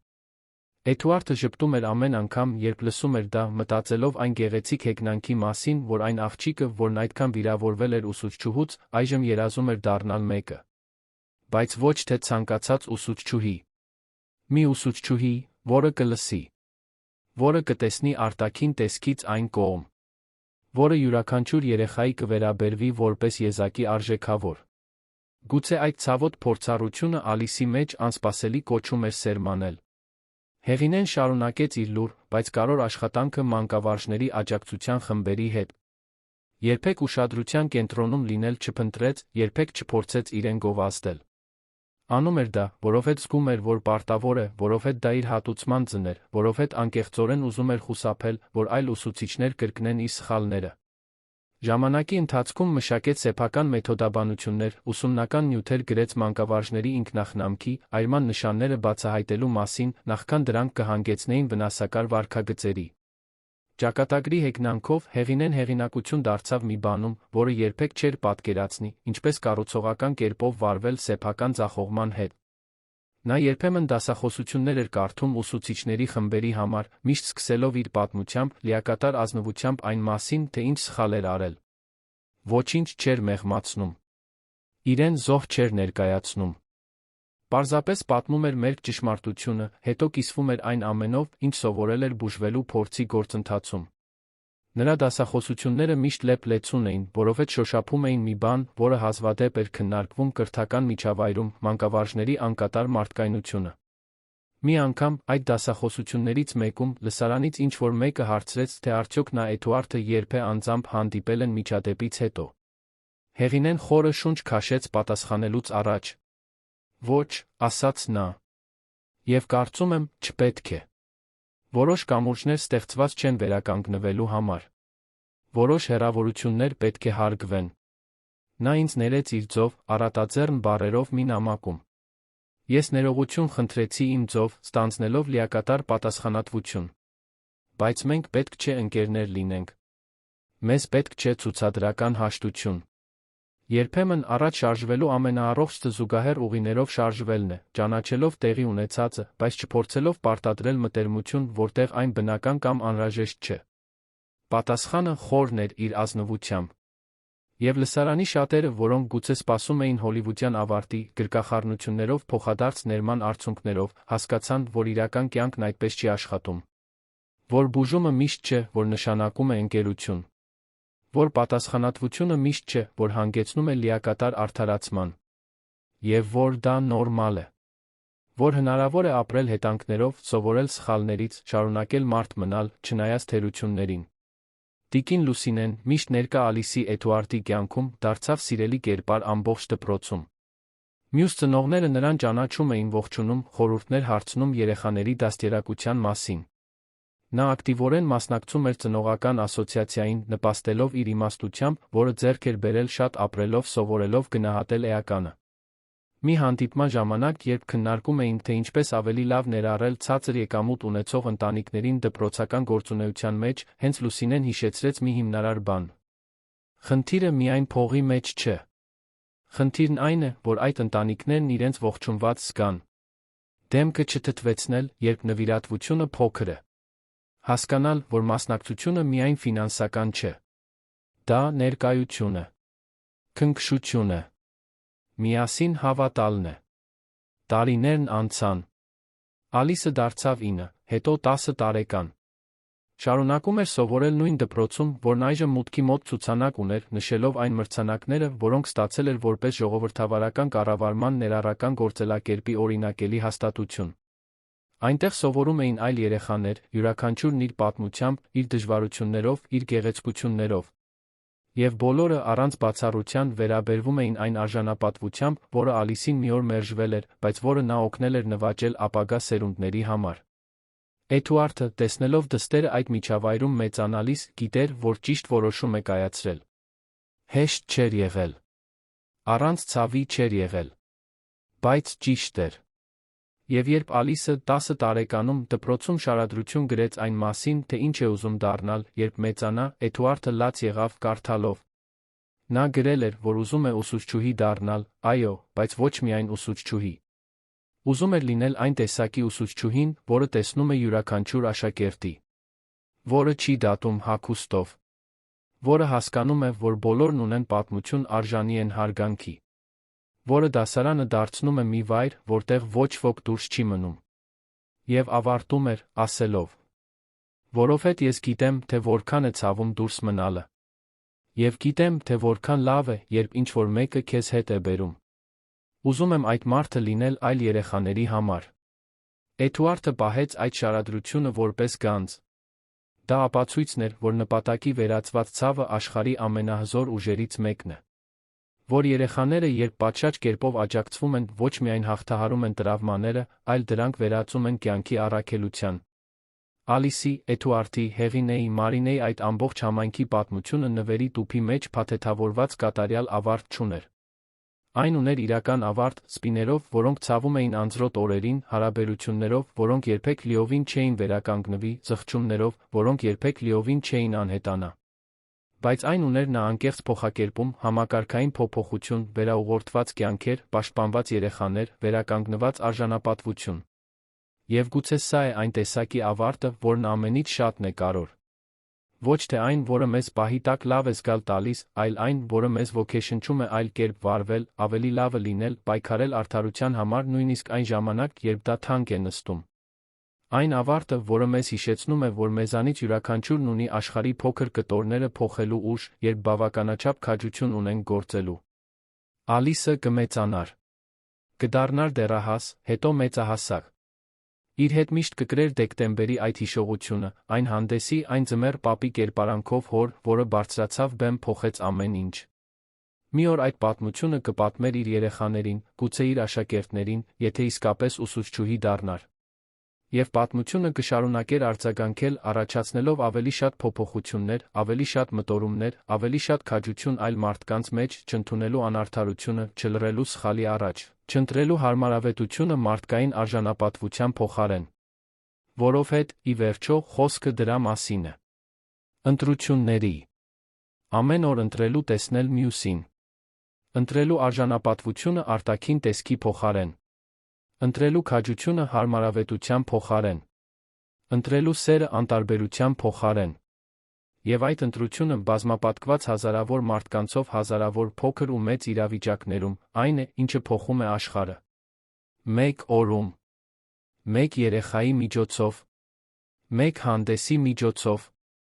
Սիրելի ունկնդիրներ, հուսով ենք, որ Ալիսի, Էդուարդի Իսահակյանի անվան դպրոցի ամբողջ համայնքի պատմությունը հուզեց ձեր սրտերը։ Եթե դուք հուզվեցիք այս ցավի քաջության փոխակերպման ճանապարհորդությունից, սեղմեք հավանել կոճակը, բաժանորդագրվեք ալիքին մեկնաբանություններում պատմեք, թե ինչն է ձեզ ամենաշատը տպավորել այս պատմության մեջ։ Ամեն օր մենք բերում ենք այսպիսի ինտենսիվ պատմություններ, որոնք բացահայտում են մարդկային հոգու ամենախորը կողմը, որոնք մեզ հիշեցնում են կարեկցանքի, արդարության անպայման սիրո կարողության մասին։ Սպասում ենք ձեզ հաջորդ թողարկմանը։